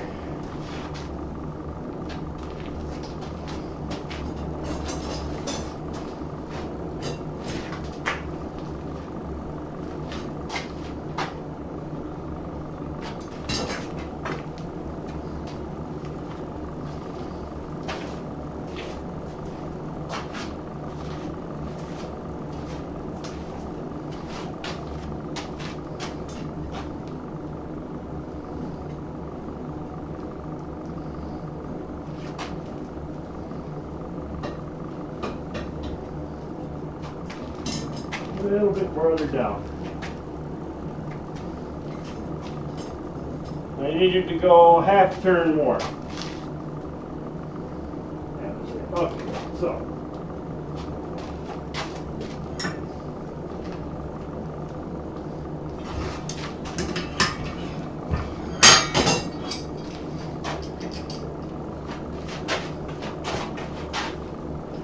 Okay, half turn.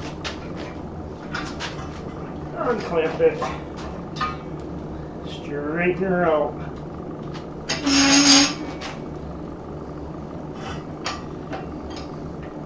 A lot of times I straighten twist right here like this in the vise. And you can see I left some sticking out and hit out there because I had to straighten something out.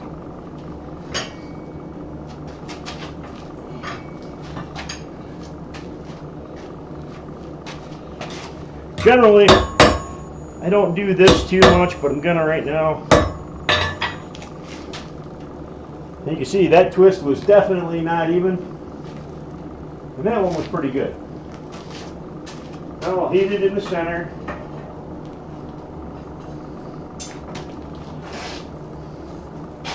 Bend it around and get it ready to weld.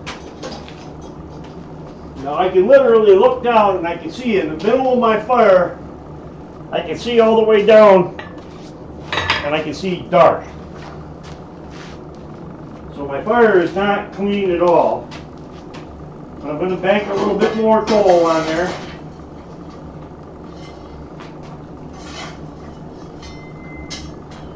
Bust up some of that coke.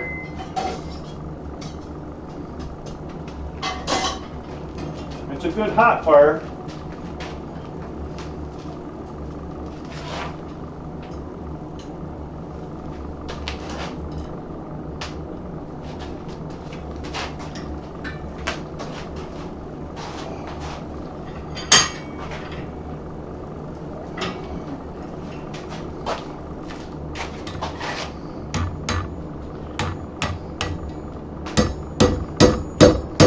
Now you see my twists are off the anvil, so I'm not damaging them.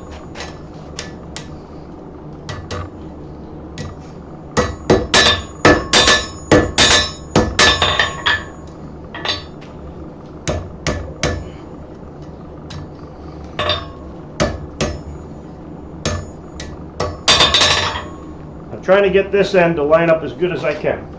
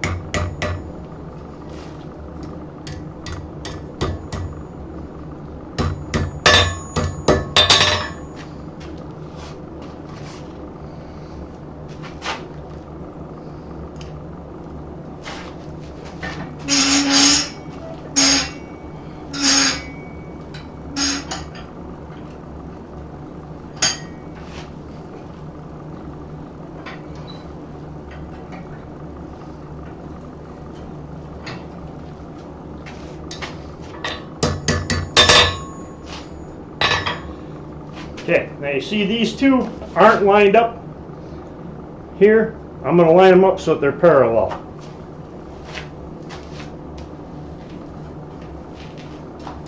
And I'll weld that side first.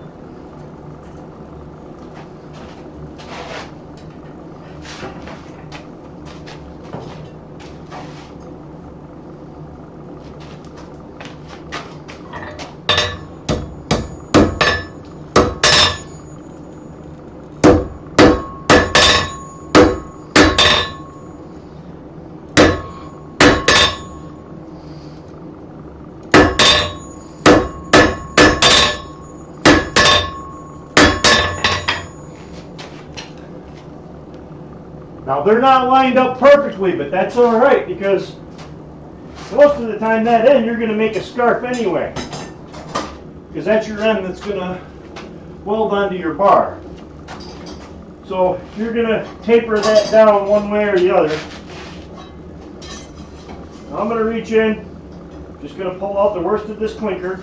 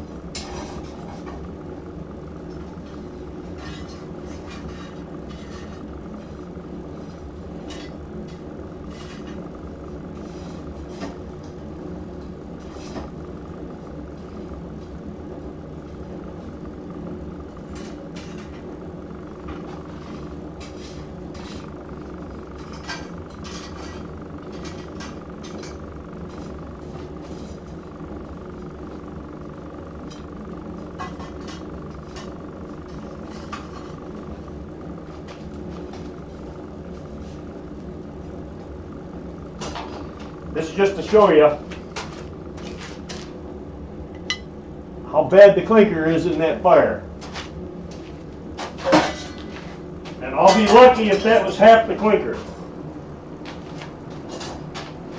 I don't care. Like I said, this coal was cheap, so I just live with it. Because it was really cheap.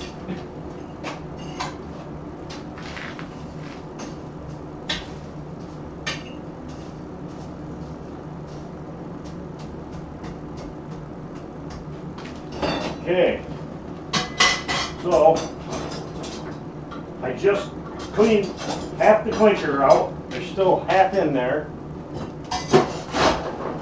I'm going to break another roll and I'm going to put fresh coal right on there.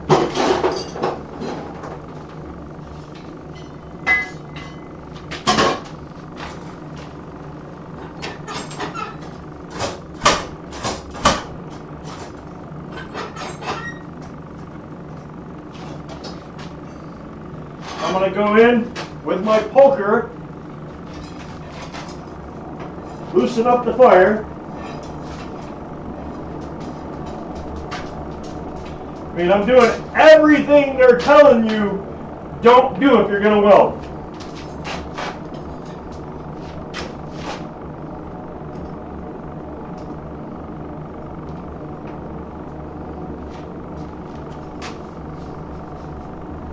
I'm going to put it in, get some heat. My fire is still half there. It's not established yet.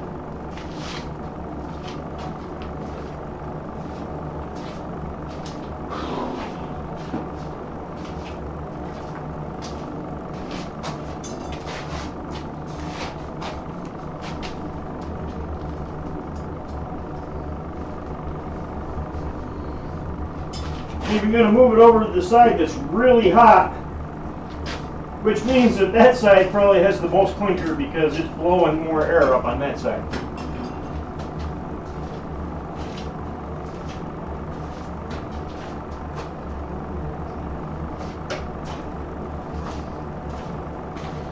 And like I said, I think the number one factor I've found to being able to make a successful weld is get it hot enough and go fast enough.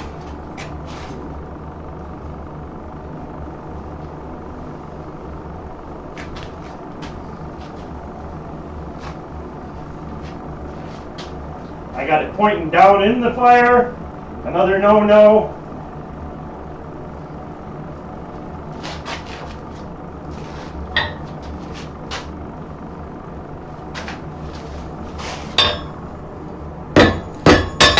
Sit, go back in the fire.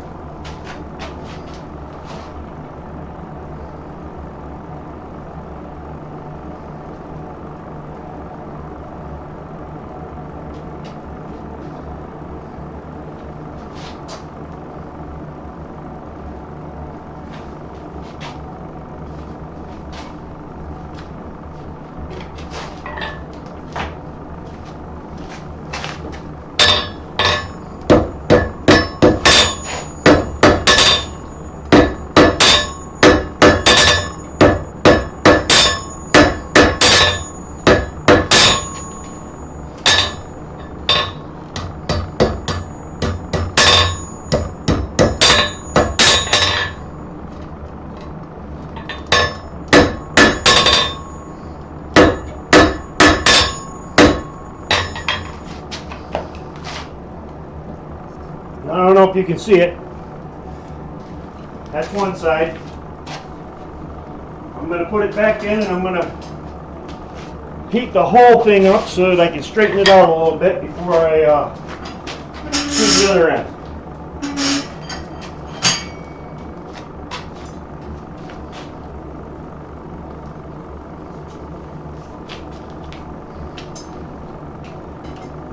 But as you can see, I'm pretty much doing everything they're saying don't do when you're trying to weld.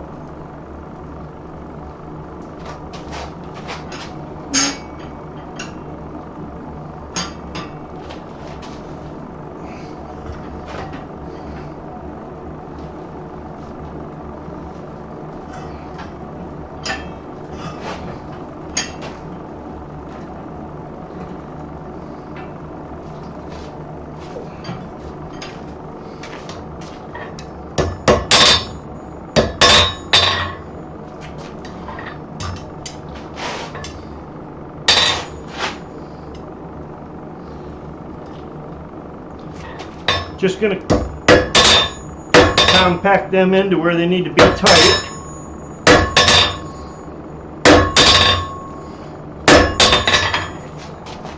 So they're nice and tight. Where am I here? Okay, hold on. They're nice and tight.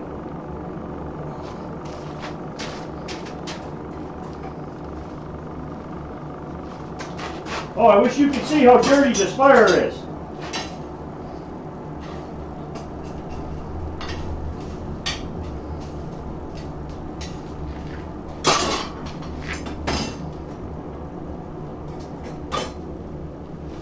I'm going to cut that air down a little bit on this end. This is going to be the harder end to weld.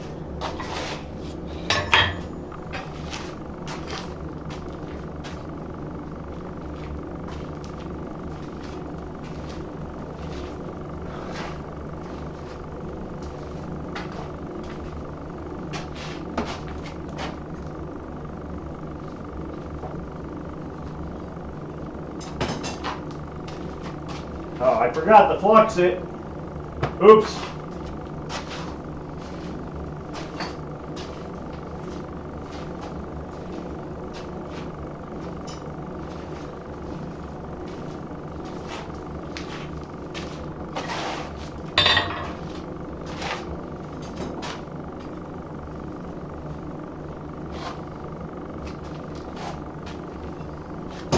Now remember, all them surfaces that are folded over, I've already heated every one of them up when I did the twists, when I did the, I haven't cleaned any, I didn't go back and wire brush anything. All the scale that's on there is still there.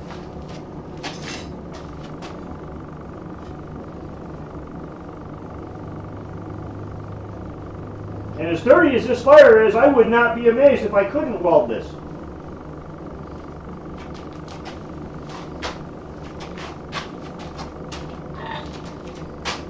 But let's see what happens.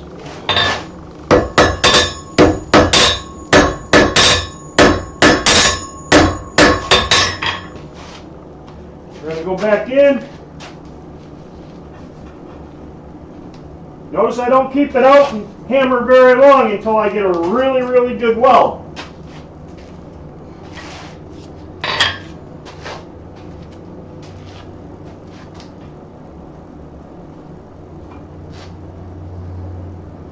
So a lot of times I pull it out, I hit it a couple times, I go right straight back into the fire.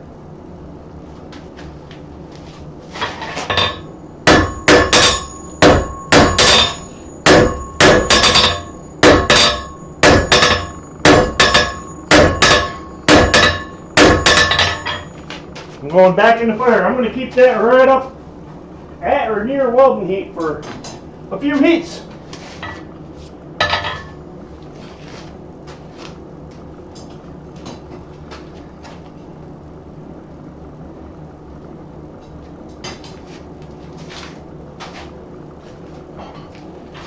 And it's no secret at all, I prefer coal for doing welds. I would never even try to do a fluxless weld in a gas forge, although it can be done.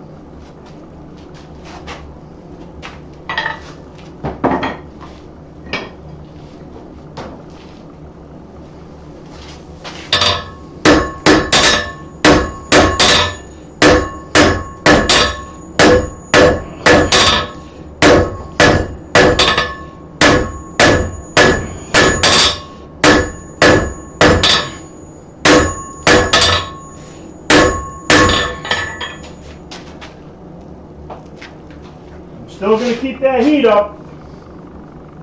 I'm going to go a little bit farther into my fire. I'm going to heat back farther, try to weld. The tip is welded 100%, but about an inch back from the end, it's not welded yet. So I'm going to put it in a little farther. Yeah, I mean, I flux sometimes I don't. No rhyme, no reason. Sometimes I want to flux and forget it. And sometimes I just can't get the weld to take it. I don't know what's wrong. So I go use some flux.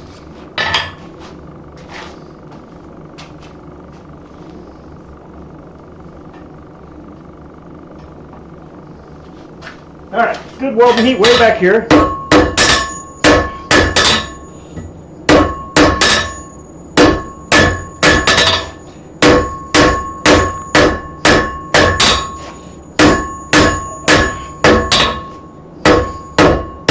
Set it up on the diamond, correct the rhombus. Now I'm welded all the way back to about here. Back here isn't welded, but you know what? I'm not going to worry about it.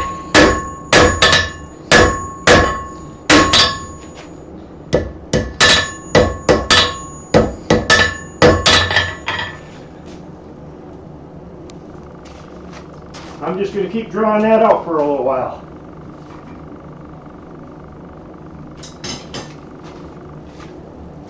Whew.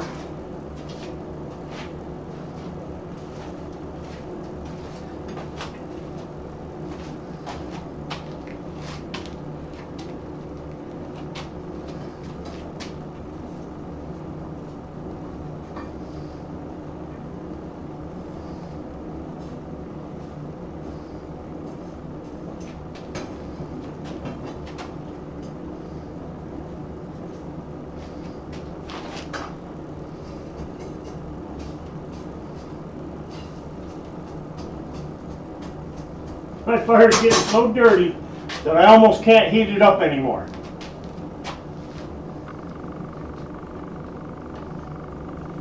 Have you had a chance to run an induction furnace yet, Tim? I have not had the chance, the opportunity. I mean, I did years ago and did not try it, and I should have.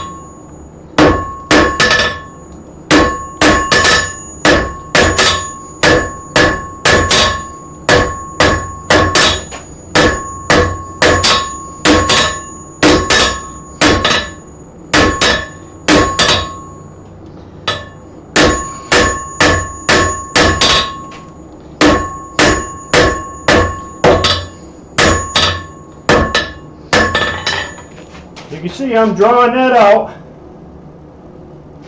It's not coming apart.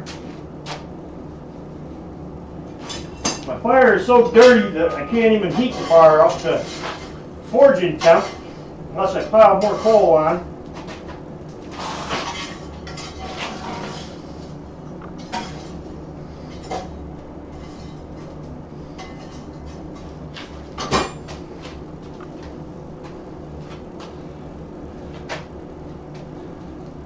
Yeah, I've not had the opportunity to try. I mean, I did years and years and years ago. I went to Andy Chambers and he said I could try it. Me and another guy, Steve Ruger, and I just never tried it. Steve did. But Steve wanted to try out the his Anye hammer more than he wanted to try out the induction forge, but that's just, they used it because it was fast.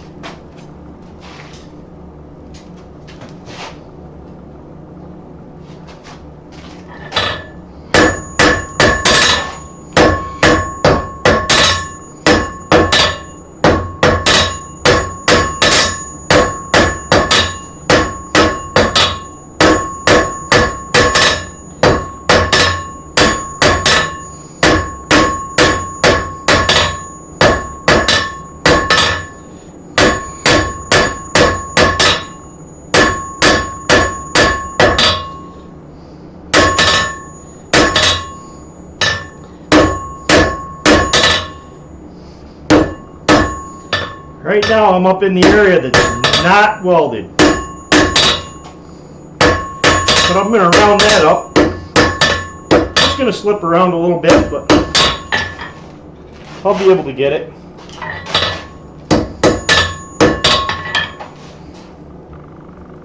You can see right there where it didn't weld. But the rest of the way down welded well.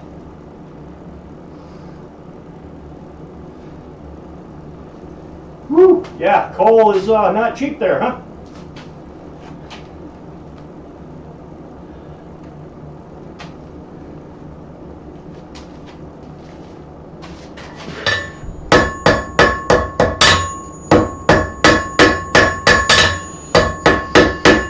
And then the next question is, when it costs that much, it better be goddamn good coal too.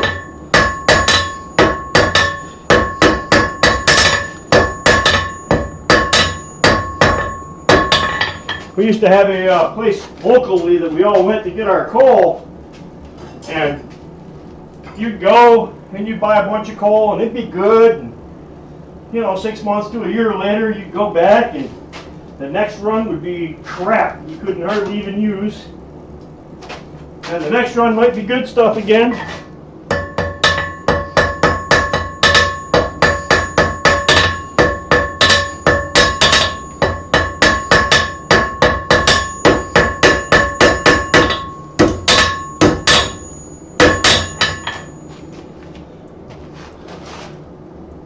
There we go, welded up, drawn out.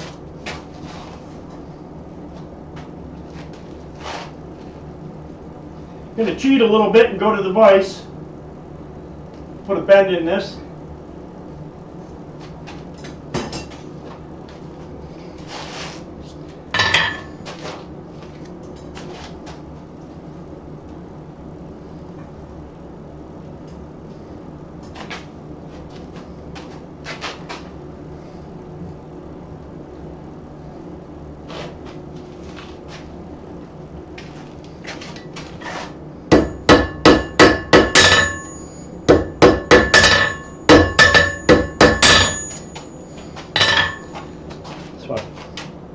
Put a little bend there. Now the hook, more than half the hook is welded good. Up, right next to the thing, if I took it up to a good hot welding heat right next to where the spirals start and got in there and worked it down, I could get that to weld even though it's pretty dirty. You know, it's scaled up a few times, but it will weld.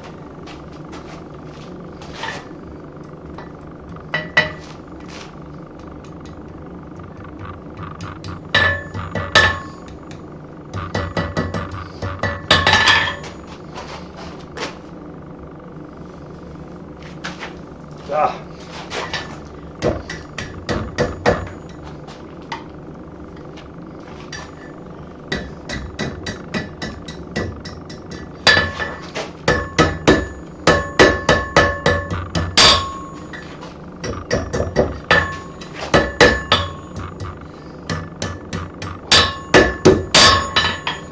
I'm getting it bent around. It's still pretty ugly. I'm going to work it for a little while. Take the time, make it look good.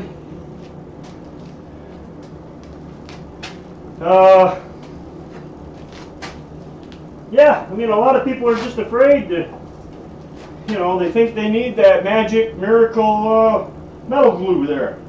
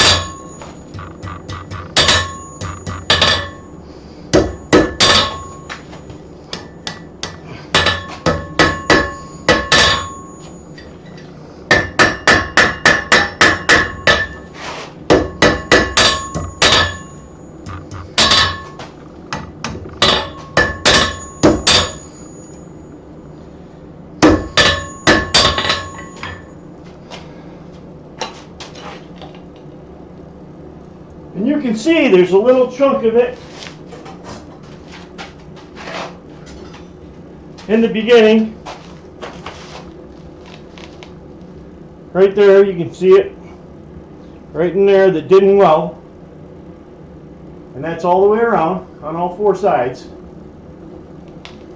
And I could have came back in here, heated it up, and went at it, but from about here all the way out, that's all welded. So I'm not worried about it. Then what I like to do with mine as the final step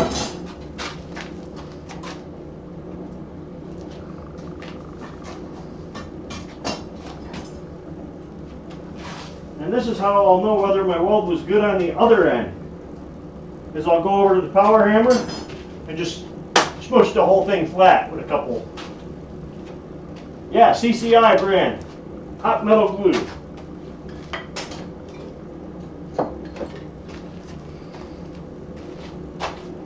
And then, oh geez, I don't know where the heck I don't know where my wooden mallet is right now. So you'll probably see me do what I'm not supposed to and hit the edge a couple times after I flatten it with a regular hammer, but I'm not going to use it for anything. It's just going to go, you know, on the floor in the pile of scraps. It was just demonstration. But like I said, I pretty much broke every rule of welding.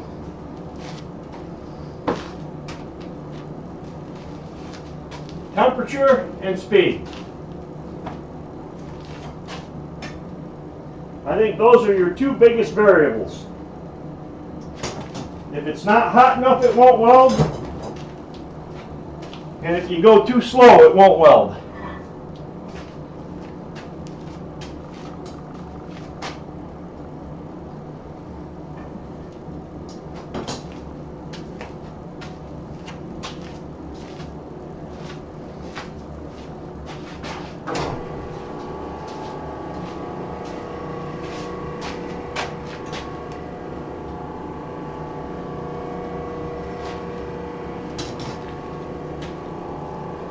And now this is ½ inch thick, where it's because you got 2/4 inches bars next to each other, so it's ½ inch thick. And I take these, that'll be probably almost 1/4 inch.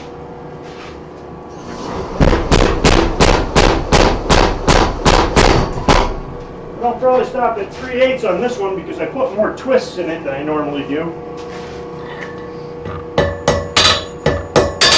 And like I said, I can't find my my wooden mallet right now.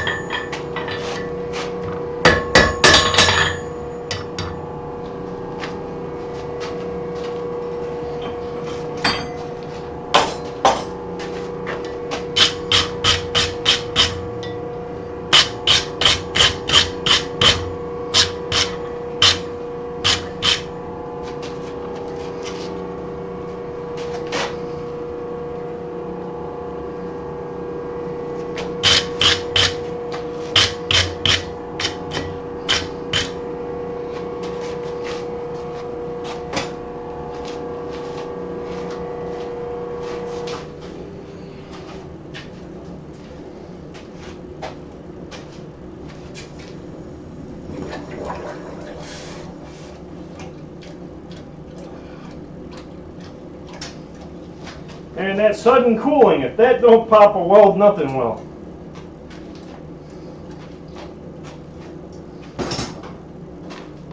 All right.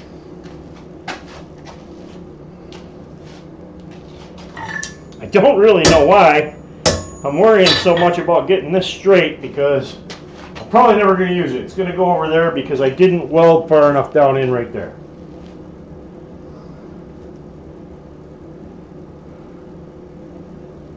I hate left is right and right is left.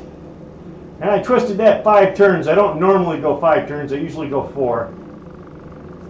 But it is what it is.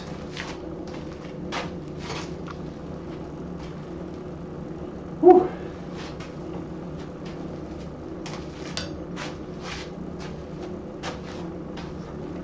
Now, I don't know if this camera is going to be able to see it.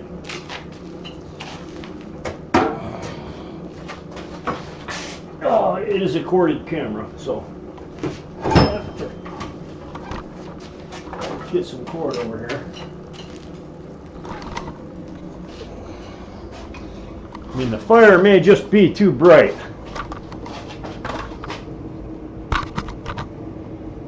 Yeah, it's just too bright, because if you could see it, you could see that right in this area right here, it is black. I can look in there, and maybe an inch below the top of the fire, it's black.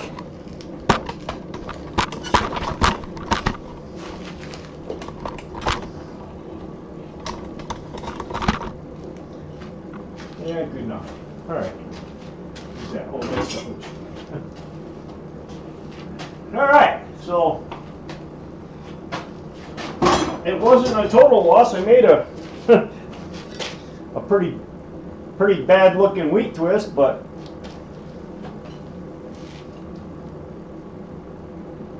and I got it twisted uneven. When I went that 4.5, it twisted a little uneven, so it got tight in this one spot. And you can see it looks funny because it's short right here through there.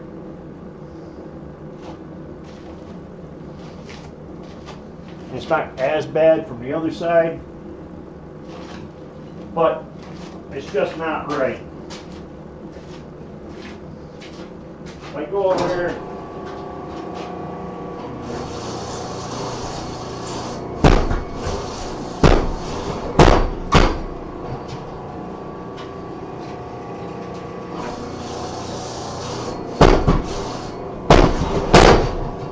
oh, that was a good hard hit.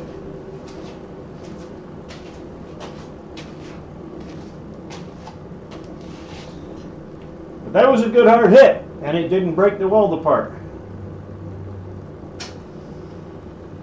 And you can still see a line there.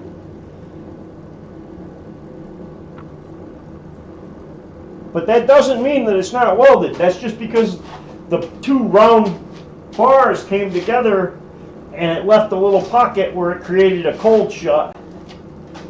So the outer edge of it is not welded. Like you grind a 1/16 or maybe 1/8 of an inch back into there and it'll be welded good and solid, but that's just where the two rounds came together and pushed together.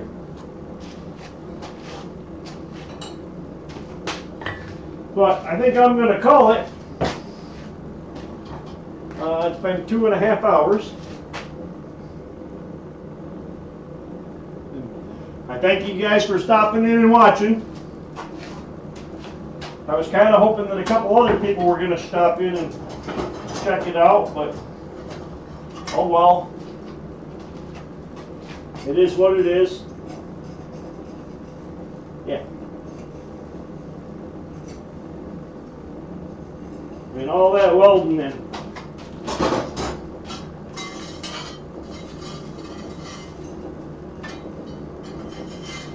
let me break down my fire here.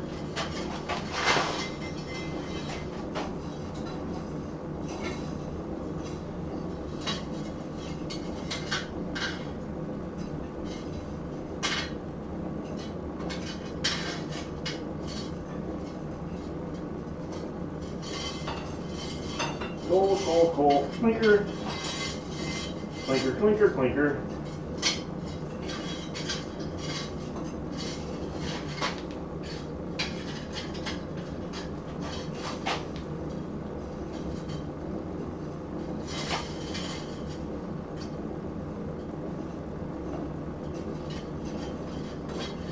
What I don't like about this clinker is, or this coal is, this clinker doesn't like to stay together. Sometimes you get coal and you get a nice clinker in there, and the clinker is like a nice big donut. And it stays in one piece, and you pull it out, and your fire is nice and clean, and then you just start going right back to work. This one does not. That stuff just falls right apart. You got to fight to get every piece of it out. It's a real pain in the butt.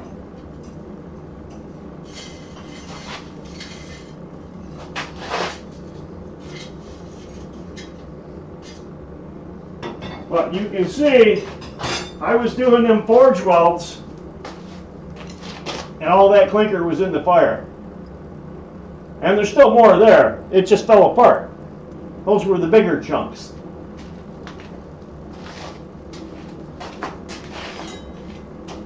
So,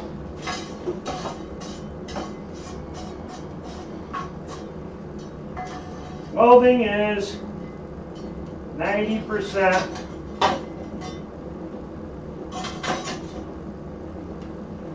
Speed. Now, let's say 85% speed, 10%.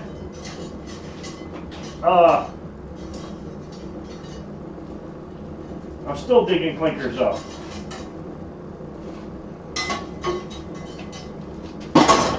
90% or 85% speed, 10% heat, making sure you get it hot enough and it's the same heat and even.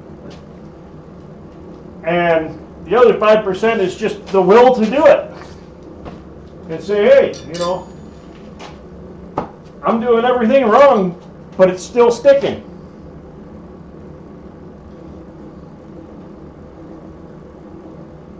I mean, years ago when I forged a lot, because I used to forge a whole lot more than I do now, I would go out at least 2 to 3 nights a week and forge. Back when I was, you know, in my 20s. And when I did all that forging, and I was much better,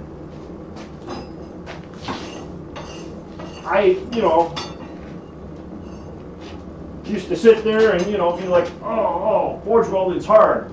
Forge welding's hard. And let it deter me and let it scare me. And now it's like, it's only hard if you think it's hard. Once you break that mentality, it gets easier. And the better you get, the lower the temperature you can forge weld at.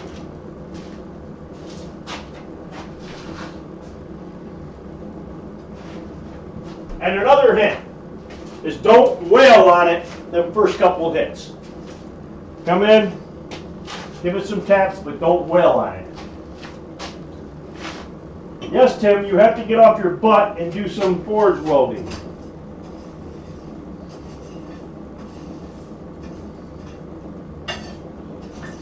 You know what? You have to get off your butt and do anything. We have to figure out a way that Tim can, you know, make something and then show us some pictures of what he made. So that we know he's really making stuff and not just saying he is.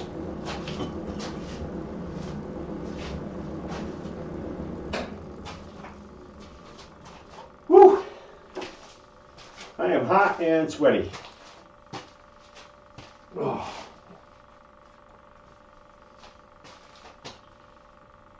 Yeah, I'll have to close this out and then fire up my other camera for my OnlyFans.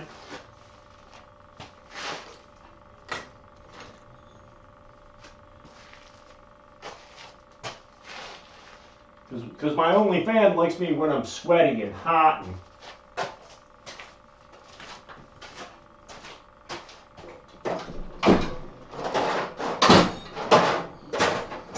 Who am I kidding? I don't even have a fan. Not one. All right, 3/4.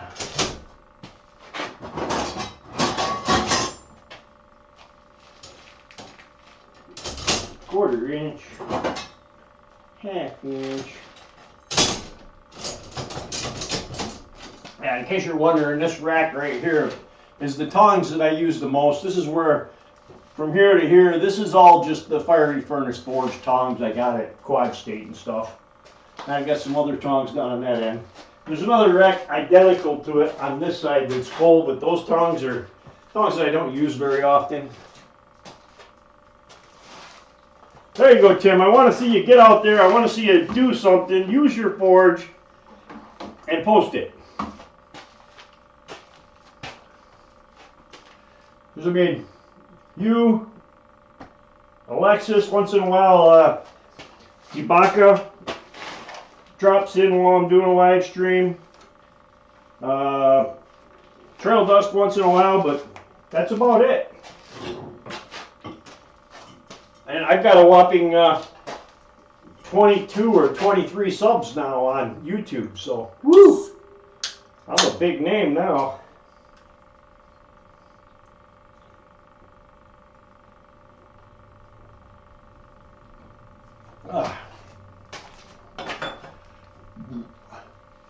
Alright guys, well I'm going to let you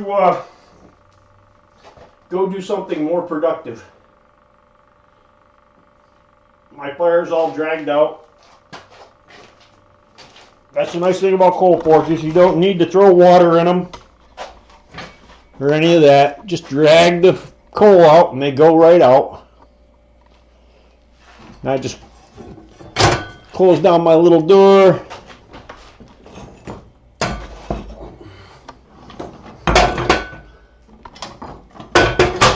Throw a couple bricks like that in there to hold the door closed tight because my shop is heated. I don't want to let all the heat go right out. And that's my nightly ritual.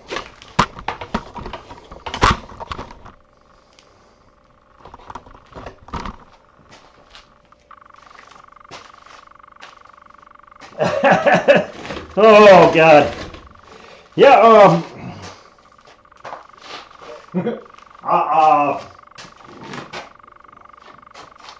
I don't want to, but I do want to at the same time tell you, Alexis, that I told you so. I called that a long time ago. I've been around. I've seen a lot of people start to lose interest and burn out enough to see the signs. And I don't foresee Yamez ever getting back into doing streams anymore. If he's like me, he'll go through about a 5-year hiatus where he just kind of walks away from it.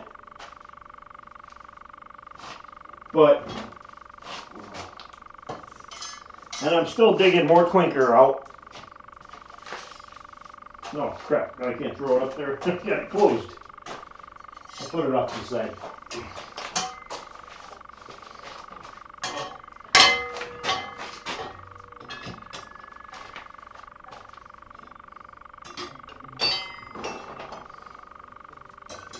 I hang all my fire tools and stuff on the front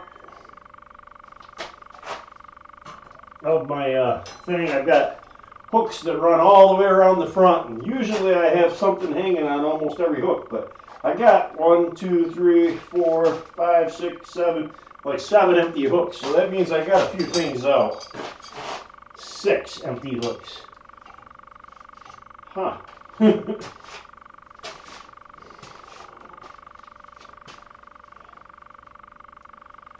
All right, once a week, good deal. I kind of made a goal. We'll see how it works out. Sometimes life gets in the way, but I kind of made a little goal or a target, and that's to get out and do some more forging over the winter. Maybe do some more, streams on Sunday nights. Seeing as how Lexi has made it to more of my streams than anybody else, how's this time frame working for you?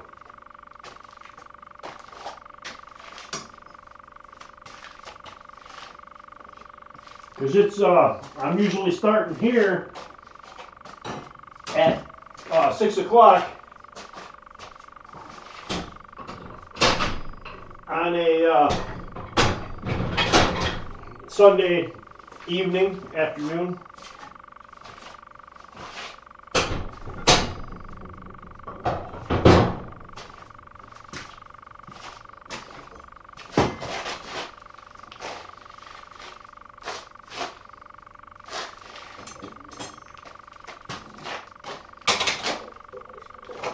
And yeah, I had a few hammers and tools out earlier,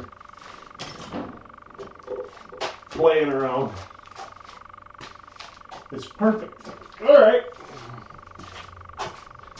I mean, it's basically almost the same time that Yamez used to do his, 6 o'clock on Sunday night. And I'm absolutely not worried about stepping on his toes.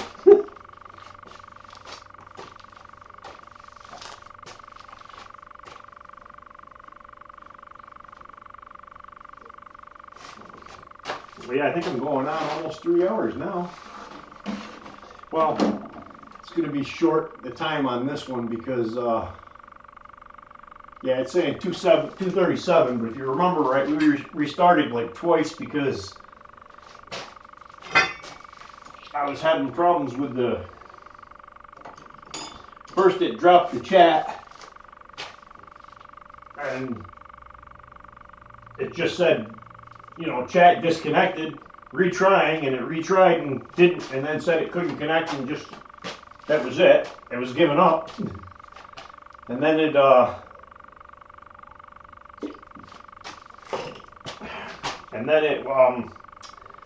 crap, what was I thinking? And then after that, it did started dropping like 17% of the frames. And so then that was when I shut it off and totally rebooted the whole computer, and then it seemed to work fine. So, remember I was saying, if you know, you know.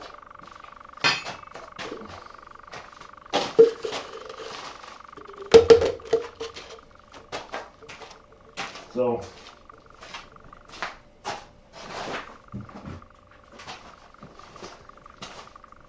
if you know, you know.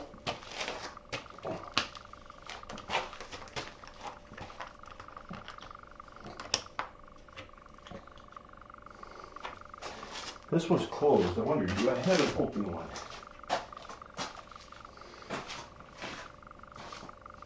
I think I do, but I think it's up in the garage. I'll have to go get it. But if you know, you know. That's going to take a little soak overnight in some uric acid. Tomorrow morning it'll go into some coffee. Alright guys, I am calling it.